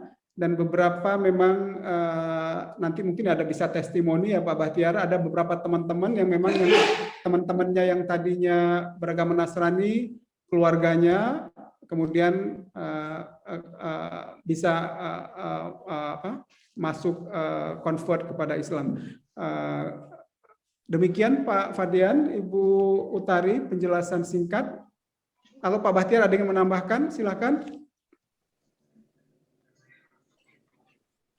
Masih mute Pak? Ya. Saya cuma ini Pak Iman menambahkan dulu, ingat Syekh Sulaiman Van Ail yang sering Pak Iman undang. Ya Pak. Nah, Sulaiman Van Ail itu ibu adalah orang ulama ya. Dia benar-benar ulama. Karena dia pernah belajar di Sudan, di Saudi, di Yordania. Itu fasihnya berbahasa Arab ya, jangan dibilang. Itu adalah hafiz, dan bukan cuma hafiz biasa, dia menguasai 7 dari 10 ragam bacaan Quran ya. Jadi 7 bacaan yang utama cara membaca Quran itu beliau bisa. Dan juga beliau itu yang paling aktif dulu berdakwah ya. Kita beberapa kali Pak Iman kita undang datang ke KBRI untuk memberi ini siraman rohani untuk kita, dan alhamdulillah di tangannya itu banyak sekali yang masuk Islam ya, di tangannya. Cuma 3 tahun lalu ketika ISIS ini melakukan kampanye di Belgia sini, dia ini salah satu orang yang ditarget oleh ISIS. Jadi Syekh ya, tapi ditarget oleh ISIS. Jadi beliau itu kasihan karena dia punya banyak anak, dia menyingkir. Sekarang tinggalnya itu di UK Pak, tapi kita tidak tahu persis di mana di UK itu ininya, dia punya lokasi.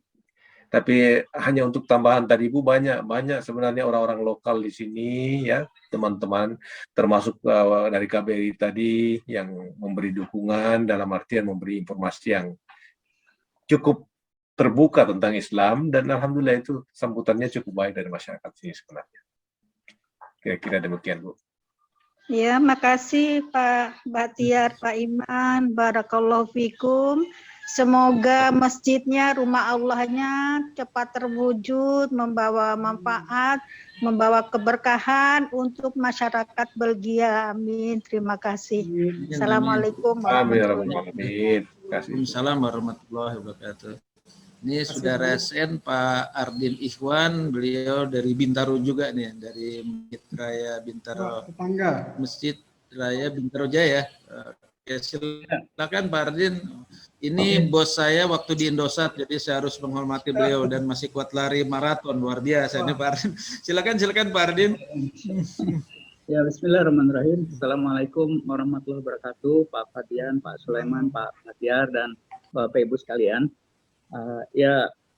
Saya ingin bertanya, waktu yang lalu, tadi saya sudah mendapat penjelasan dari chatting ke Pak Bahtiar mengenai Belgia sebagai negara gagal.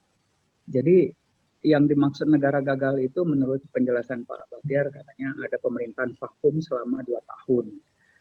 Berarti kan di situ tidak ada kepemimpinan, tidak ada juga situasi yang kepastian mengenai pengelolaan negara begitu. Nah, yang jadi pertanyaan saya sebetulnya recovery-nya gimana, Pak? Mungkin Pak Bahtiar atau Pak Sulaiman yang bisa menjelaskan, silakan aja. Recovery-nya gimana, tetapi terus juga dampaknya terhadap umat Islam pada saat itu diganti oleh pemerintahan yang baru, katakanlah ini isunya adalah pemerintahan bukan ekonomi. Jadi itu apakah pemerintahan itu sudah tidak Islam fobia lagi atau justru sekarang berbalik lagi masih kayak begitu lagi? Begitu aja Bapak Sulaiman, Pak Bahtiar, terima kasih. Assalamualaikum warahmatullahi wabarakatuh. Kami dari Bintaro, Masjid Raya Bintaro Jaya, Pak Sulaiman mungkin tahu ya, di sektor 9. Sektor 9, Pak. Malio. Makasih, Pak. Malio, oh, siapa? Kami orang tua di Flamengo, Pak. Flamengo, oh sebelahnya itu, Pak. Sebelahnya jalannya itu, Pak. Ibu saya waktu itu disolatkan jenazah, waktu beliau berpulang ke Rahmatullah hari Jumat, disolatkan di Masjid Raya Bintaro, Pak. Alhamdulillah. Terima kasih. Ya, husnul khotimah, insyaallah. Amin, amin, Pak. Baik, izin menjawab Pak Ardin bahwa betul. Pertama, memang ini juga keunikan di Belgia ini. Jadi selalu ini sudah ke beberapa kalinya setiap terjadi pergantian pemerintahan, karena memang mereka di sini tidak ada partai yang mayoritas menang, Pak. Jadi selalu harus berkoalisi. Ada aliran kiri, aliran tengah, kanan, ekstrim kiri, ekstrim kanan, sehingga dalam pengalaman kami yang sudah 2 kali penempatan di sini, tahun terakhir ini ada sebelum pemerintahan Perdana Menteri Alexander De Croo terbentuk, itu hampir 600 hari tidak ada pemerintahan secara ini, Pak ya. Tapi memang karena sistemnya sudah berjalan, jadi walaupun tidak ada terpilih, belum terbentuk kabinet koalisi, namun semua sistem itu tetap berjalan. Memang terkait dengan anggaran belanja, mereka masih pakai anggaran tahun sebelumnya. Kemudian kebijakan-kebijakan yang terkait dengan luar negeri, pertahanan, keamanan, mereka masih tetap dengan kebijakan yang sama. Jadi memang itulah keunikan dari Belgia. Sudah beberapa kali, karena memang mereka tadi ada yang berbahasa Belanda, ada yang berbahasa Jerman, ada yang berbahasa Prancis, kemudian ada partai-partainya yang memang satu sama lainnya tuh alirannya yang susah sekali ditemukan. Jadi kadang-kadang kompromi itu memang memakan waktu yang lama. Namun dampaknya terhadap umat Islam terus terang berdasarkan pengalaman kami, tapi mungkin Pak Bahtiar juga bisa share. Dampaknya terhadap umat Islam memang tidak banyak, Pak, karena terus terang kalau terkait dengan Islamofobia misalnya, itu kan memang sudah merupakan keniscayaan, memang fakta yang terjadi di Uni Eropa ini, juga termasuk di Belgia, bagaimana memang mungkin terakhir sekali waktu 2014 atau 15 kalau saya nggak salah, setelah saya pulang, itu kan terjadi pernah bom di Bandara Zaventem, di Bandara Brussel, kemudian juga ada terjadi ledakan bom di kantor Uni Eropa. Itu jugalah salah satunya mungkin ya Pak Bahtiar, yang kemudian bagaimana sentimen anti-Islam kemudian menggagalkan rencana kita waktu itu beli masjid. Bangunan masjid sudah kita beli, kemudian itu perlu izin tetangga, kebetulan memang itu berada di daerah Flanders, Pak Bahtiar bisa jelaskan, di mana memang daerah yang memang boleh dibilang itu anti-Islam, dan masyarakat di sana tidak memberikan izin ya Pak Bahtiar, sehingga akhirnya gedung yang sudah kita beli terpaksa kita jual kembali. Jadi intinya betul Pak, dampaknya terhadap umat Islam tidak signifikan, karena dari pemerintah yang sebelumnya sampai pemerintah yang sekarang masih tetap sama. Jadi salah satu PR kita di sini memang betul terkait Islamofobia itu Pak. Kejadian di Paris, kejadian ada di beberapa tempat di wilayah di Eropa, memang terus terang itu dari sisi umat Muslim kita di sini memang cukup menjadikan satu tantangan perjuangan, terutama juga mungkin bagi saudara-saudara kita yang berhijab itu juga walaupun memang saudara-saudara kita komunitas Muslim Maroko Turki mereka juga banyak berhijab.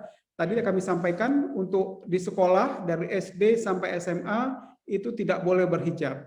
Kemudian ada juga beberapa saudara-saudara kita yang bekerja di satu perusahaan di Belgia yang tidak boleh memakai hijab, sehingga ada juga mungkin yang karena memiliki keyakinan yang teguh mereka berhenti bekerja dari situ. Atau ada juga yang memang tidak boleh jam-jam tertentu, sholat 5 waktu misalnya, dan itu juga ada beberapa pernah testimoni jemaah kita yang mereka bilang kalau begini ya saya tentu berpegang kepada keyakinan saya istiqomah, akhirnya mereka mundur dari pekerjaan. Saya rasa itu mungkin contoh-contoh beberapa kasus yang memang tantangan bagi saudara-saudara kita di sini cukup berat. Mungkin Pak Bahtiar bisa menambahkan, Pak Bahtiar?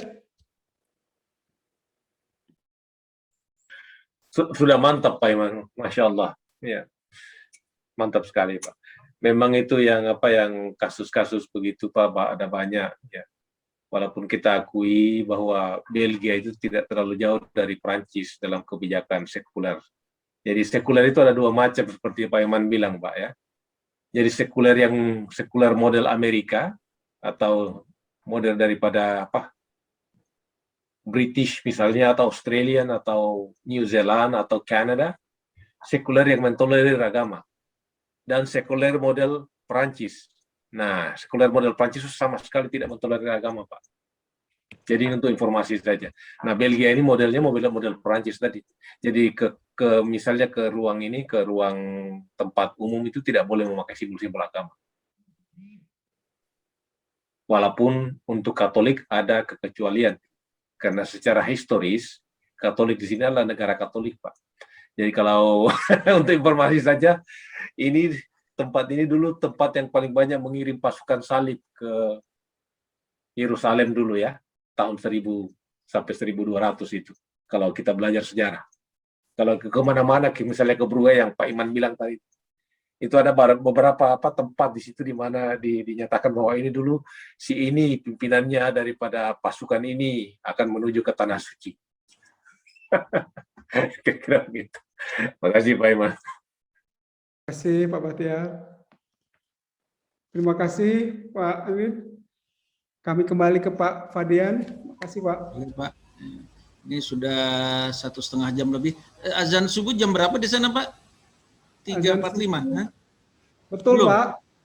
Sudah Pak. Oh sudah azan. Oke. Bagaimana ini masih ada dua sahabat kita yang rasen. Dua ya. Ini ada Pak Hendar Asmara dengan Pak Bob. Silakan Pak Hendar dulu. Sudah saya unmute. Silakan Pak Hendar. Sudah. Ya, terima kasih. Terima kasih. Ya. Assalamualaikum warahmatullahi wabarakatuh. Waalaikumsalam Pak Hendar. Waalaikumsalam warahmatullahi wabarakatuh. Salam kenal Pak Sulaiman dengan Hendar Asmara. Urayanya ini sangat menarik besar sekali bagi saya. Nah, saya jadi nostalgia juga karena dulu saya pernah ke sana ke Belgia. Tahun berapa Pak? Oh, lama, tahun 80-an gitu. Ya. Ada yang ingin saya tanyakan mengenai Great Mosque ini. Itu sebetulnya kan tadi dikatakan awalnya hadiah dari Raja Belgia. Itu Raja Belgia siapa ya? Ke Raja Saudi.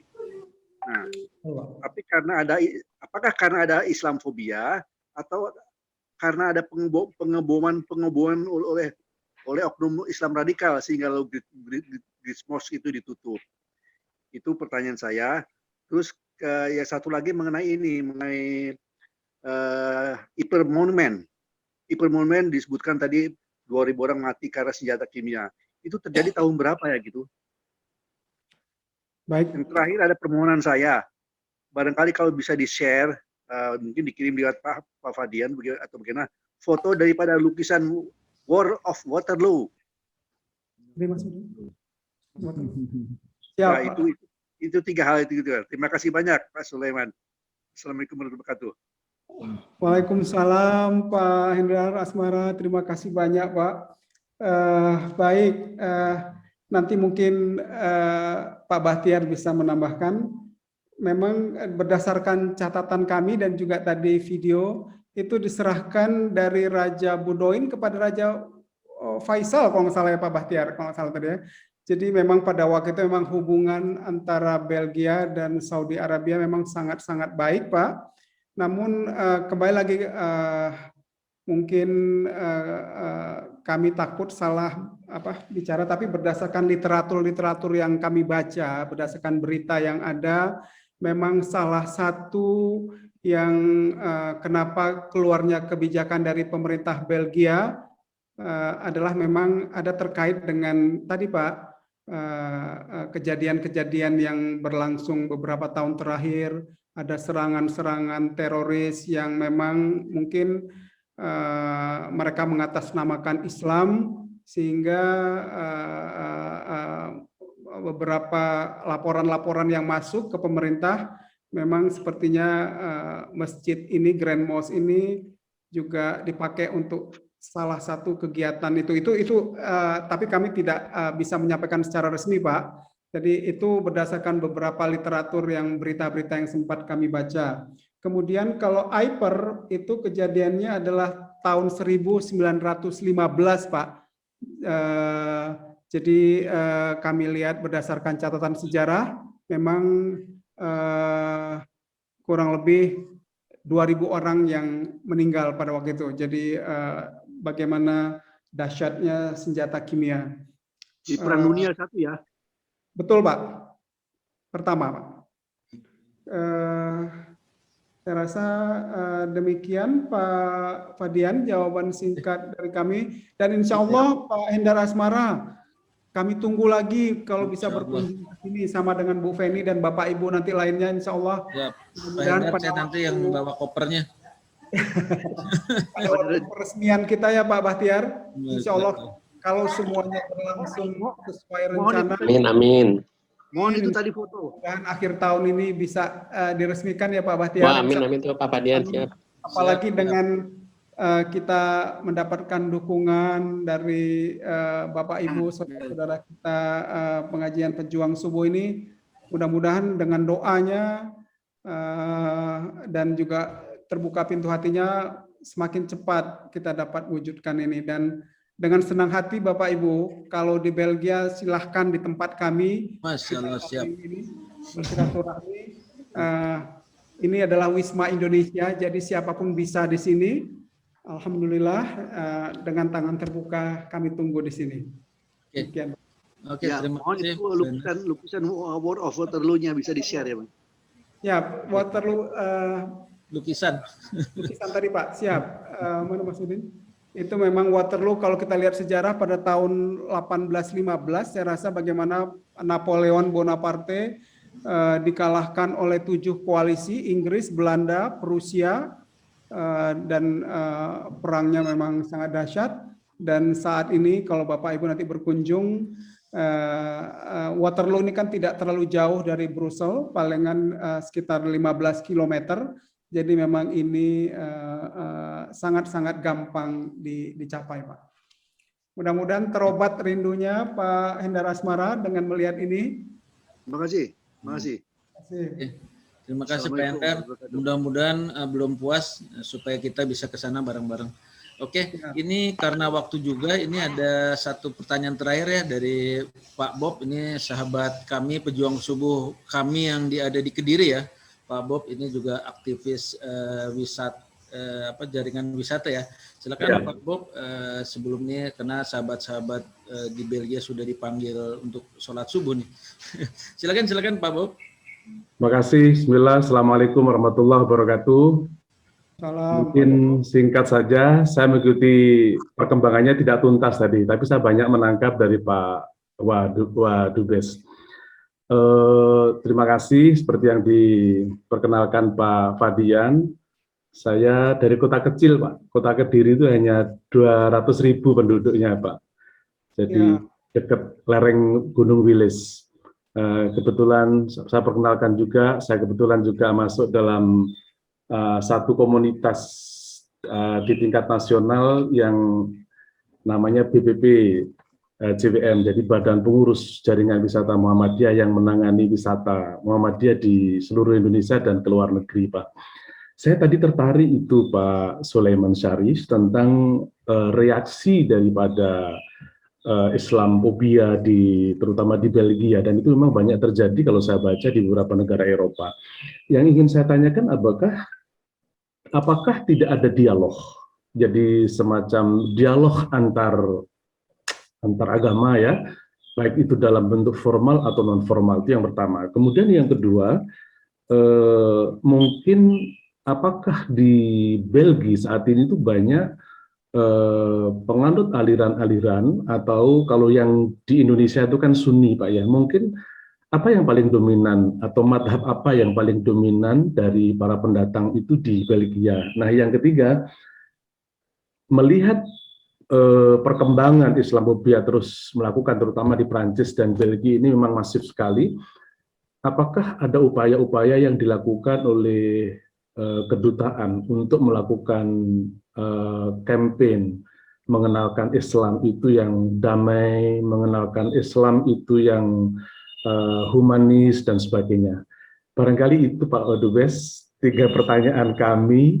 Saya senang sekali bisa setiap Ahad itu bertatap muka dengan saudara-saudara kami di seluruh Indonesia dan bahkan dari berbagai negara, terutama pada pagi hari ini bisa bertatap muka dengan Bapak-Bapak, juga dengan Pak Hasan yang ada di Belgia. Terima kasih Pak, 3 pertanyaan kami ajukan. Terima kasih. Assalamualaikum warahmatullahi wabarakatuh. Waalaikumsalam warahmatullahi wabarakatuh. Terima kasih Pak Bob. Nanti kami berbagi dengan Pak Bahtiar kalau Pak Bahtiar berkenan.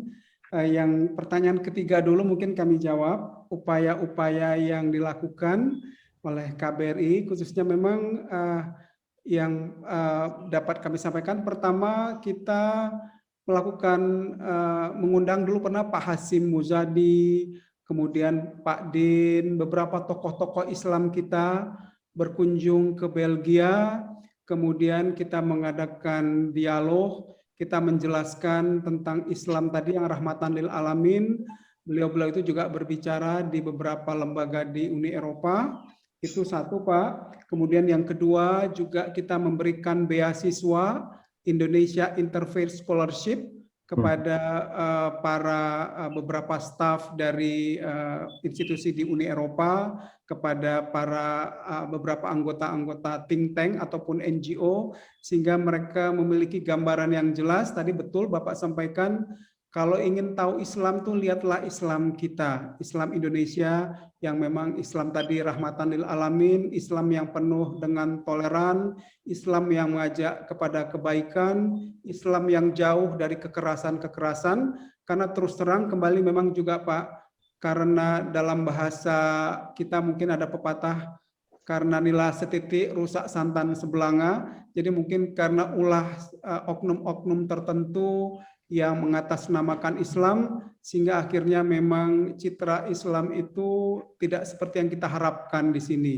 Dan terus terang mudah-mudahan kembali lagi dengan terbentuknya masjid kita ini, berdirinya masjid kita ini juga merupakan salah satu upaya kita Pak, bagaimana pusat budaya ini merupakan menjadi pusat budaya yang pertama di Eropa, insya Allah.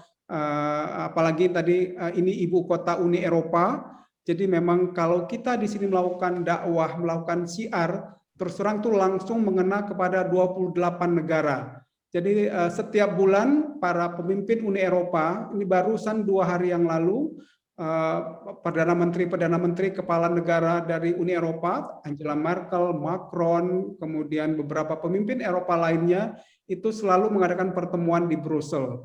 Dan juga tadi ada Parlemen Eropa, mereka juga selalu bersidang di Brussel. Kalau Parlemen Eropa ini juga unik nih, ini juga satu-satunya parlemen yang bersidang di 3 tempat. Jadi ada mereka bersidang di Brussel, kemudian mereka bersidang juga di Strasbourg, di Prancis. Mungkin ini bentuk kompromi, bagaimana pada waktu juga Prancis ingin Nah, jadi kalau yang namanya sidang-sidang komisi itu selalu dilakukan di Brussel, kemudian ketika sidang plenary, sidang untuk mengambil keputusan, sidang untuk voting, itu selalu pengambilan suaranya dilakukan di Strasbourg, di Prancis. Itu pada waktu zaman sebelum COVID, walaupun sekarang zaman mudah-mudahan mulai bulan depan sepertinya sudah mulai kembali bersidang di Strasbourg. Kemudian apakah pernah dilakukan dialog? Berdasarkan catatan kami, Pak, memang kembali lagi mungkin saudara-saudara kita yang berasal dari kita punya di sini ada yang namanya Eksekutif Muslim Belgique, Eksekutif Muslim Belgia.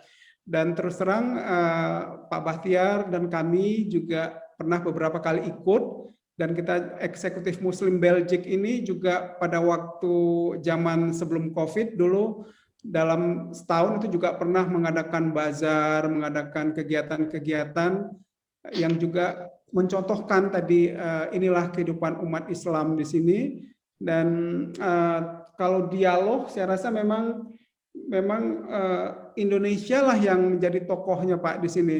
Jadi tadi kami sampaikan bagaimana tokoh-tokoh alim ulama kita secara rutin kita undang, dan salah satu yang kami juga alhamdulillah membantu pada waktu itu memfasilitasi Pak Dr. Azumadi Azra, profesor kita juga undang ke sini. Beliau pernah diundang di Universitas Katolik Leuven, Universitas Katolik yang terkenal, itu ranking 40-an kalau saya nggak salah di dunia.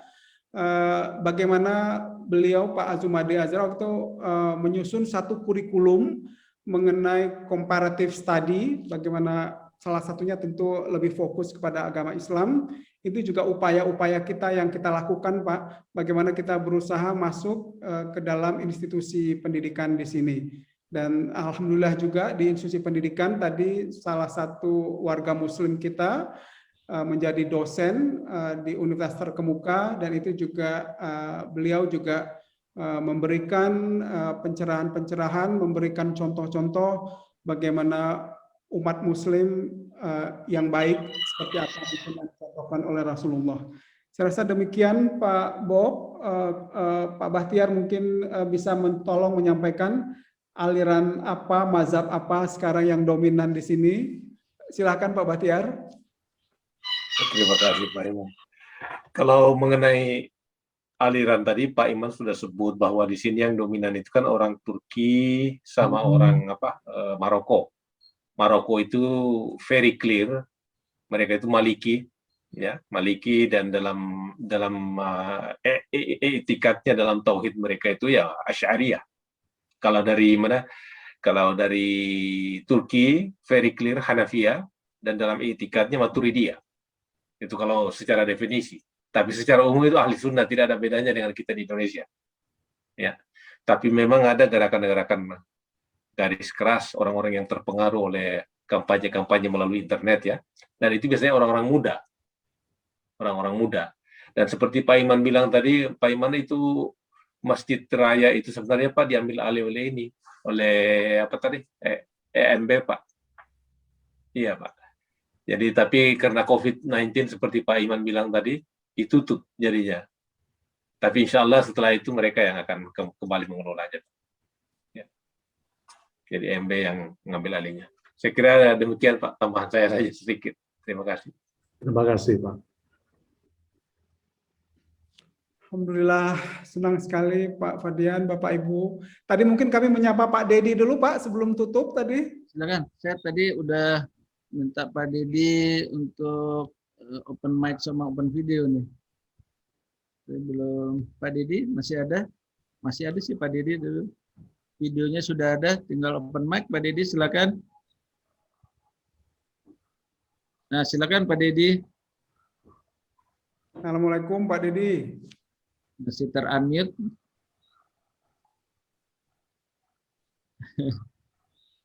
Nah, silakan Pak Dedi. Ter-unmute lagi. Masih berusaha. Ini Dedi dari Ottawa, Pak. Ya Pak Dedi. Jam berapa nih di Ottawa Pak Dedi? Sekarang di Ottawa hampir jam 10 malam, Pak. Siap. Ya, hampir jam 10 malam. Itu Pak Andri Hadi, Pak Dubes itu bekas bos saya di Ottawa, Pak. Siap, kami sampaikan, Pak. Ya, tolong sampaikannya salam kepada beliau sama Bu Ferry. Baik, zaman Ya, waktu itu Pak ini ya, Ya, Pak, ada Pak Ibnu, ada Pak Datu, ada Ibu betul. Emily Ajeng. Iya, betul, ya, betul. Pak Jatuh sekarang di Brasil, Pak. Betul, siap, betul, Ya. Pak. Kalau Pak Ibnu itu jadi irjen kalau nggak salah. Betul, betul sekali. Ya, kalau Ibu Emeria pulang dari Ceko nggak tahu jadi apa dia. Betul, masih di Kemlu, betul, Pak. Iya, Alhamdulillah. itu Pak ini Pak Buyung udah di Belanda mungkin. Betul, Pak Buyung sudah di Ya, Belanda. Mayer Vas ya. Siap. Bekas sekjen dulu. Kalau Pak Ibnu Said sudah pensiun dari Denmark barangkali. Betul, betul Pak. Wah, Pak Dedi tahu semua ini. Alhamdulillah Pak Dery Aman sudah jadi dubes di ASEAN ya. Insya Allah sedang proses ke DPR, nanti mudah-mudahan awal Juli ada hearing dengar pendapat dengan Komisi 1, Pak. Fit and proper test. Iya itu belum ada pelantikan, memang belum ada proses tes ke DPR-nya ya Pak. Betul. Iya. Banyak sekali dubes yang baru nanti. Salam hormat semuanya di Belgia, Pak. Baik, semoga terima sehat kasih. selalu. Ya. Terima kasih. Assalamualaikum warahmatullahi wabarakatuh. Waalaikumsalam warahmatullahi wabarakatuh. Terima kasih. Terima kasih Pak Iman. Terima kasih Pak Dedi. Ya, sama-sama Pak. Ya.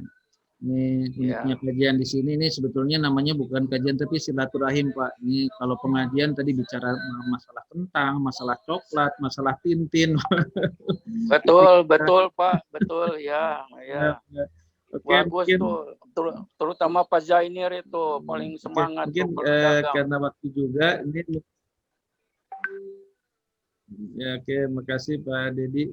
Ini mungkin sama-sama, sebelum Pak. ditutup Pak Asril dari Mangga, nuhun Pak Dedi. Iya, sama-sama. Assalamualaikum. Sebelum ditutup mungkin Waalaikumsalam warahmatullahi wabarakatuh. Sebelum ditutup mungkin Pak Asril ada sambutan closing statement dari wakil pejuang suku Masjid Raya Pondok Indah. Silakan Pak Asril. Ya, terima kasih Pak Sulaiman, Pak Baktiar, pengurus pejuang suku Masjid Raya Pondok Indah. Suaranya agak terputus-putus Pak Asril. Silakan Pak. Saya dengar.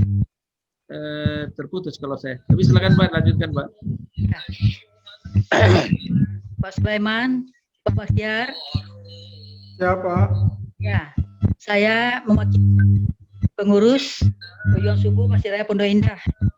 Kami mengucapkan banyak terima kasih kepada Bapak Sulaiman Baktiar yang sudah meluangkan waktu yang sana dalam jam 2 ya Pak. Baru di sini itu waktu-waktu untuk istirahat. Tapi Bapak sudah meluangkan waktu buat kami. Kita mengharapkan hubungan kita bukan hari ini saja. Mudah-mudahan bisa berkelanjutan Pak. Kami setiap hari ada pengajian. Insya Allah nanti kami share ke Bapak. Mudah-mudahan dapat Bapak meluangkan waktu untuk mengikutnya. Sekali lagi kami mengucapkan banyak terima kasih. Mudah-mudahan kita suatu saat nanti bisa bertemu. Kalau Bapak ke Jakarta, jangan lupa mampir ke Masjid Raya Pondok Indah. Terima kasih. Wassalamualaikum warahmatullahi wabarakatuh. Assalamualaikum warahmatullahi wabarakatuh. Terima kasih Pak Asril. Sama Pak. Kita silaturahim di sini menambahkan barokahnya. Terpenting nanti bertemu tidak hanya di Masjid Raya Pondok Indah, tapi nanti di jannah yang abadi ya. Nanti Amin, saling amin, amin. mengingatkan kalau siapa duluan sampai sana, ingat-ingat kita semua di sini untuk. Jadi kita bereuninya di sana tanpa batas waktu, insya Allah di jannah. Amin. Amin ya rabbal alamin. Ya, amin, amin. Amin, amin. Karena waktu juga kami mohon doa langsung dari Brussel Pak. Apakah Pak Iman atau Pak Bahtiar untuk memimpin doa penutupan di acara kita ini, acara silaturahmi seperti Pak Asri katakan tadi, kita mulai bersilaturahmi di sini untuk mendapatkan jannah yang abadi. Silakan Pak Iman atau Pak Bahtiar. Silakan. Amin, amin ya robbal alamin. Terima kasih Pak Asril, Pak Fadian. Tentu kami serahkan kepada yang ahlinya, kepada Pak Bakhtiar. Kami persilakan Pak Bakhtiar.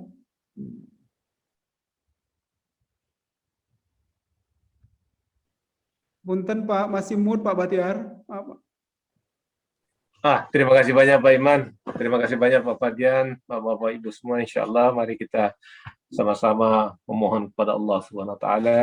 Ya, ini termasuk waktu-waktu mustajab ini. Kalau di sini adalah waktu menjelang subuh, kalau di Indonesia Insya Allah waktu duha itu kan, itu waktu mustajab untuk doa Insya Allah. Amin ya Allah. Bismillahirrahmanirrahim. Alhamdulillahirabbil alamin. Allahumma salli ala sayyidina wa habibina Muhammadin wa ala alihi wa ashabihi ajma'in. Allahumma inna nas'aluka ridhaka wal jannah wa na'udzubika min sakhatika wan nar. Allahumma inna nas'aluka salamata fid din wa afiyatan fil jazad wa ziyadatan fil ilmi barakatan fil rizqi wa tawbatan qabla al maut wa rahmatan indal maut wa maghfiratan ba'da al maut.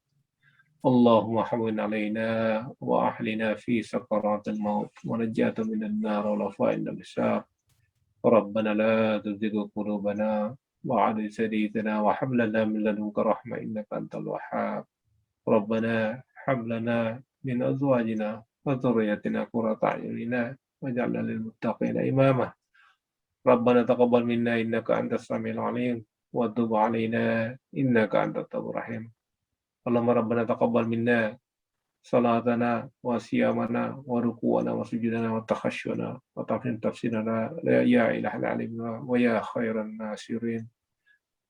Ya Allah, berkatilah pertemuan kami ini ya Allah. Sambungkan silaturahim kami semua ya Allah. Berikan kami kesehatan, kekuatan. Jauhkan kami dari mara bahaya dan bencana ya Allah, khususnya mara bahaya yang sedang menimpa dunia saat ini ya Allah. Angkatlah Allah ya Allah dengan kekuasaan-Mu penyakit-penyakit COVID-19 yang sedang melanda dunia. Angkatlah pandemi ini ya Allah. Selamatkanlah kami. Berikanlah perlindungan kepada orang-orang yang kami cintai ya Allah. Berikan perlindungan kepada negara dan bangsa kami ya Allah. Berikan perlindungan kepada orang-orang yang mau mendekatkan diri kepadamu ya Allah. Sesungguhnya kami tidak punya apa-apa ya Allah, tidak punya kekuatan apa-apa, dan di tangan-Mu ya Allah adalah segala sesuatunya. Ya Allah, kepada teman-teman kami yang sakit, karuniakanlah mereka kesembuhan ya Allah, karuniakanlah mereka speedy recovery, dan kepada teman-teman kami yang masih berusaha, berikanlah kemudahan mereka ya Allah dalam usaha mereka. Orang-orang yang sedang belajar, berikanlah kemudahan dalam belajar mereka ya Allah. Dan juga selamatkanlah bangsa kami ya Allah. Selamatkan negara kami ya Allah. Berikanlah kemudahan kepada para pemimpin kami untuk mengikuti jalan-Mu ya Allah. Untuk mengikuti jalan-Mu ya Allah. Untuk mengikuti jalan-Mu ya Allah. Sedemikian ya Allah, kami tidak punya apa-apa dan kami datang kepadamu ya Allah dengan segala kerendahan hati. Wassallallahu ala sayyidina Muhammadin wa ala alihi wa sahbihi ajma'in. Subhana rabbika rabbil izzati amma yasifun. Wassalamun ala al-mursalin walhamdulillahi rabbil alamin. Al-Fatihah.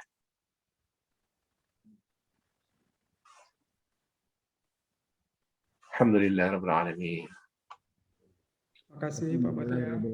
Terima kasih luar biasa kepada Pak Sulaiman Syarif, kepada Pak Bakhtiar dan Pak Udin dan teman-teman pendukung acara ini, Bu Feni yang juga hadir, Pak Agung, Pak Asril yang menemani kita.